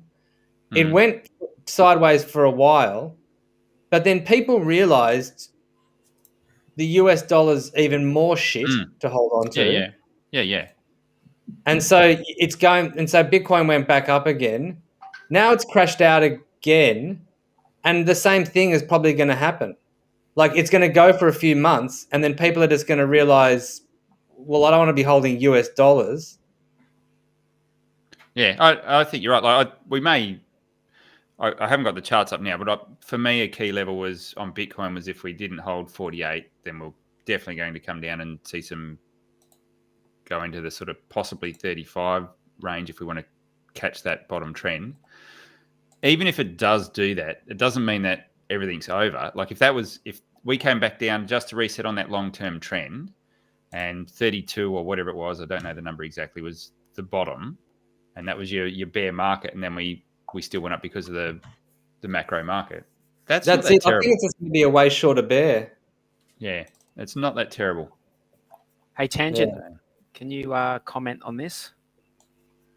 At some point, Tangent will sell his Bitcoin and buy more HEX. I've covered this before, just briefly. I don't need to, though. You know, like as in, so... He's a collector. He's a collector of coins. He doesn't swap them for all one thing. I definitely could not ever see myself owning 0 Bitcoin, even if it was what Bloobum just said, where I'm doing it like owning the horse and cart, like nostalgically. I'm not drawing that analogy to Bitcoin just yet, but I think I will always own some Bitcoin, even if it's just as a sentimental holding. You know? Are you in the camp of if Bitcoin could never get to 1 cent, because before it got to 1 cent, I would buy it all up myself? Are you? Oh, absolutely. Yo. Bro, that would happen for me. Too. That would be even at the dollar. It's like $21 million. Like you just buy them all. Hang on, sorry. What? Say that again. I missed that comment. What was your comment, Day 43? If the Bitcoin price dropped down to like a cent, it could never get down there because Tangent would buy them all up before it got there. I will clarify though that if the reason it went down, see, this would be the concerning thing. For it to go down to a cent, I imagine there would be a significant reason for that happening. And that means it would probably actually be worthless. Like there'd be some critical issue with it that actually means it's completely broken. Do you get what I'm saying? So then at that point, there'd be no point buying them all because you're buying a broken You're just buying a bunch of broken coins. Or you could just say you had all of the Bitcoin in existence just to buy. But if it was legit, where there was nothing wrong with it, and it was just literally market sentiment, then absolutely, even at $1, I would try and accumulate more. Look, if there's anything we've seen in the crypto market, it's that everything has speculative value, and everything, and pretty much nearly everything, is branding. True. So, like, just on that's not just crypto either. No, that's everything. Stocks, everything. Yeah. I always have to clarify whenever I do start to sound like a bit of a Bitcoin maxi that HEX is definitely the crypto that I believe has the biggest upside potential. Far more than anything really. In fact, I think Wales said it best when he said, I'm not a HEX maximalist. If someone was to show me an investment that I believe legitimately is a good investment, I would buy the shit out of it. But no one has. So until that point, I'm just going to only own HEX. So I think that's quite important, you know? Yeah, for sure. Yeah, it's a good call. Good call.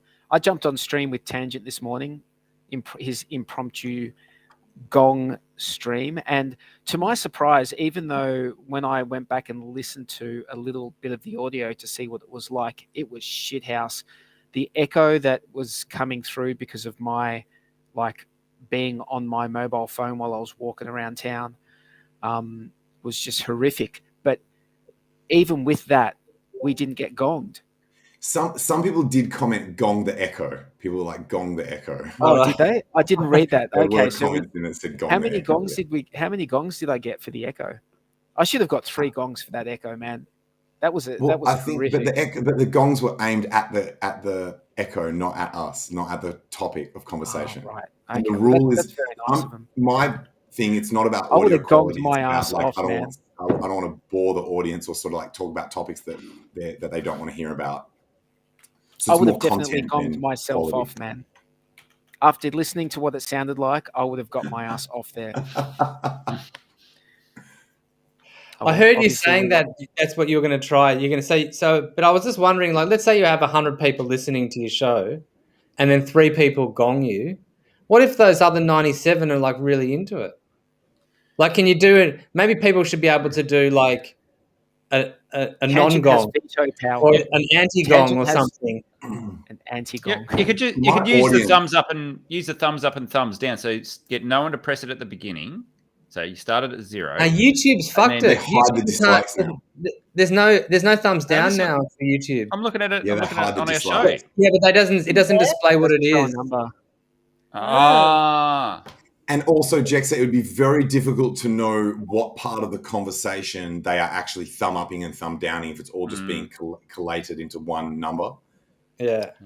Look at Bloobum and Jexxa trying to dictate what happens. Refine. No. I'm up for suggestions. These guys, do your own stream and do your own thing. No, it's like, I mean, that's a fair comment about the whole, like, what if there's just 3 people that are like 3 people that don't want to hear about boobs. And it's just one guy. Everyone else is like hanging up your every word for it. Yeah, I'm just going to create 3 accounts. My audience is super polite and super nice, so I don't think they would just be like throwing out gongs. And I would like to think that for every gong that happens, that would actually represent quite a few people who are too polite to actually say it to throw it out. Rightio. And I never have like 97,000 people watching the stream. It's like, so early days. We'll see what happens. We can refine it along the way, though. Did you end up doing your wake and your steak and bake? No, it didn't happen. Freddie had to push it back. He said they weren't ready to discuss the items that they wanted to discuss. The main point of doing it, because contrary to how it seems, it's not just about getting lit. Like, as in, I mean, I thought that was the point of it, but it turns out that we're actually trying to talk about crypto for real as well. And they weren't quite ready to talk about those topics yet. And I couldn't believe this morning that you'd never heard any of the Harry Mac wraps. I was also shocked, man, because I'm a big fan of believe Harry Mack and I'm a big fan of Hex. And so I was shocked And that I had was, not. and on the stream, you were like, oh, this must have happened 3 months ago. Like, it's like, dude, that Yeah, was because I looked at the month and I 2020. didn't look at the year, and it was actually last year, It was wasn't like it? well over a year ago that shit went down. Man, that was really smart. I meant what I said. Of all the creative Hex shills, that one that you did where you were super chatting him in his freestyle raps, epic, dude, epic. I think that might be my favorite so far. I mean, Cool, man. look, I'm gonna say top 3 just to be correct, because obviously a dude did rap an Audi R8 with a Hex logo, like with a Hex rap. So like, I think there's a lot better shills than that one, but that's my favorite one. that was A-Bit, wasn't it, who did the Hex rap on the R8, right? Is that right? I forget. Yeah, the Hex rap. Yeah, A-Bit and Crypto Starter.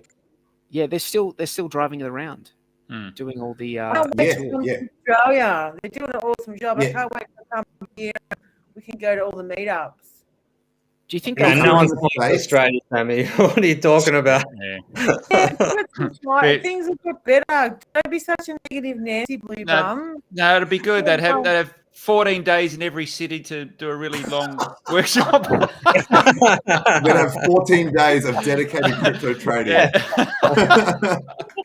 Hey, the government cares about your focus on crypto. You're gonna be doing your own research intensively for 14 days. Have you guys ever heard of Elf on the Shelf? Do you know what Yeah. this is?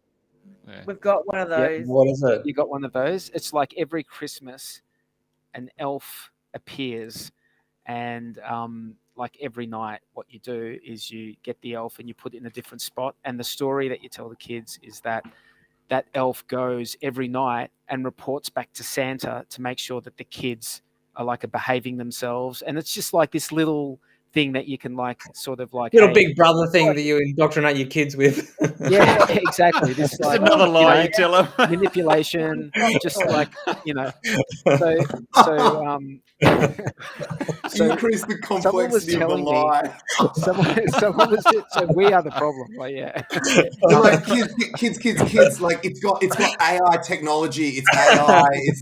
It's got quantum computer. Santa's got a quantum computer now. He's watching through your webcam, making sure that you're being good. It's actually fun because like every night, like my wife and I are like, where are we going to put it now? And we like find creative places to like put this. Like we have this plant that's like on top of our kitchen cabinets, and it's like one of those creepers that hangs down. And like last night, like I sort of hung it on the creeper. It just looked funny. We were having a laugh about it. But I've heard that some people who have this elf on the shelf have just put it into a jar and just said to their kids, no, it has to isolate for COVID for 14 days. Oh. So they don't have to like move it every single day. And I'm just like, that is genius. That is genius. COVID elf. But how do you... Oh, sorry, Sammy. I was just saying the poor kid's going to go mental like, having to watch that shit. You know, on the show. We did it with my kids. It's a lot of fun. The kids love it. You know, that's pretty funny. How do you explain why the elf is inanimate, inanimated, or whatever the word is, like not animated, like not alive during the day? I've been asked that question. I think like do you just say like magic, bitch? Yeah, it's all about magic. Dude, the elf goes back to the North Pole and back in one night and has a conversation like with Santa.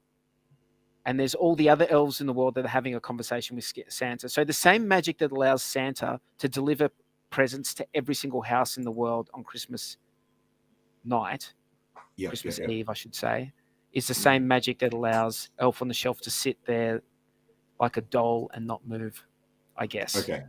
I guess. It's Christmas magic, eh? They don't think that far into it. Yeah, there's the kids, man. There's a quote that I really like that says, any sufficiently advanced technology is indistinguishable from magic. I.e., if you took a technology back in time to before people were able to see its development phases, people would think you are a fucking wizard. Like anything, gun, Zoom, like mobile telephone, Radio. PA system, like any tech. Telescope. So if you had future tech that could be brought back, or someone could develop technology fast enough that you weren't aware of its development, you would think they're like a god or like a freaking wizard or some shit. Okay, Sure. So we have to do the price thing, hey? yeah, The bitch tits of Oracle, the I'm not week. going to win. The bitch tits Bitch Oracle, I'm tits not of going the to win on week. that. It's I bitch can't tits. even remember what I It's been- guessed. Guys, it's been renamed bitch tits of the week. So I mean, Yours reckon So that we is- have. So first of all, just a general comment: you're all a mob of bitch and bears because everyone was low, pretty much. So only probably 4 people, actually 5 people got up around above where we actually are now. Everyone yes, else- I was bullish. What did I 11 say? cents, 11, 12. Look at all this. Disgusting, people. I was 23 cents. Wait, let's just Bro. give it a few more minutes. We can get there. dude, Go I was Tangent. right yesterday. What are you Super talking Hex. Look at this. pump it. Look at Steph. Look at Steph. Bang on. 919. Wow. Dude, Wow. he nailed the exact Yeah. Steph price. is bitch tits. Nails it. Hang on. Steph, Is that- for is those that- of you who which don't Steph know, is that? Steph is Is the that creator of Staker? Staker app. Yeah. Hang on. That's How do we Steph. know that that's actually him? Well, we don't. Well, he know. says it is. Zero X Steph. It says it is. It could be any Steph in the whole world, guys. But it says zero X Steph. So who's this one, Bluey? Yes. No idea. Guys, I swear to God that that's not me. I'm not doing that. I'm not submitting that. I think last week someone put tangent in the thick Guys, I don't think Steph is in the chat. So who is in the chat? Who we got? Is Tin Top here? Tin Top's usually here. Are you here, bro? Oh, yo, if It's Tin not Top, Tin Top, Steph, it's and me. Mexican Contractor aren't there, then I win. No, and then it's me, isn't it? Oh, you're right. Oh, shit. Ah. Tin Tin Top's in the Top. crowd. Tin Top's there. Is he in the chat or do I take the crown again? He's there. Tin He's Top, there. Yeah, Tin Top's there. Well, congratulations. Bloobum, you take it out between people who are actually on the stream anyway in terms of Oh, actual yeah. guests. Yep. So Well done. is it Tin Top who's bitch tits of the week? Yeah, Sure it is. is. He's in Yep. the crowd. By default. Nice one, Tin Top. Has he won it before? Tin Top. I'm not sure if you're aware. Wow. The We're new getting a bit name of echo. is. We're getting some echo from someone. Yeah, I think we are. Who's that? Yeah. Not sure. Was it Sammy? I don't know. Don't know. All right. So I'll get give me a sec. I'll get the link out for. No, it's not Sammy. It's not me, is it? 1, 2, test. No, it shouldn't be me. Is it me? Don't know. Hang on, let me just The check. price is just absolutely rocket shipping. Yeah. All right, so I'll get this link and then we can get that out to everyone. I mean, I said on a couple of times on my streams that when it was going to go, I believed it was going to go quick. But then I'm still surprised to see it do this sort of shit. Yeah. Oh, next week's gonna be a hard one, hey? All right. I like that. He's owning it. No, that was me. That was me. No, in the comment. Oh, has he? Sammy, did you see that in the chat there? Yeah. I got it. All over it? Yeah, but it's hard for me to put it in the chat. We'll get I'm some putting it day in 43 can somewhere. do it. I'm doing it. Thanks, J43. Because I use my I don't go on YouTube on my laptop. I stream from my laptop and then comment from my phone. So sorry about my whinging. No, it's easy for me to do. I just have to. All right, Thanks, guys, get your votes in. Get your votes in. Jexxa, guys. All right, let's go around the. Hang on, let's I've go got around. to have a look at a chart. Let me. I'm gonna be bullish as F. I put 28.3 cents in. 28. Yeah. 25.6 for me. I mean, it's a whole week. So if we did, what did we do today? We did like 20% today. Yeah. Yeah. We could be anywhere. Yeah, pretty much. We could be absolutely anywhere. Yeah, it's good. Like Yeah. anywhere between here and $1. It's all sub-mil FUD to me. I'm gonna say 27. Oh, that's what I was going for. That's very close to Bloobum. I'll change mine then. Where'd you go, Bluey? 28.3. Oh, well, I'm 28, so we're all clustered. So Red Squirrel, 80 cents, you reckon? Mango. I'm going to go with 40 cents. There's a bit of variation in prices in the chat. There's 80 cents, 16, and it's all sub-mil FUD for Mango Junkie. I'm going to do 40 cents. Woohoo! 40. That It's just based on man, anything, or are you just pulling out your backside? I just think that now that we've broken the Isn't that what this downtrend, is? that it's just going to be moonshots. I do have a line at 40 cents. Like I do have a resistance line based on historic TA. Yeah. You're giving your security detail the week off. Me? Yeah, dildos are going to enter the... Sneak into the building.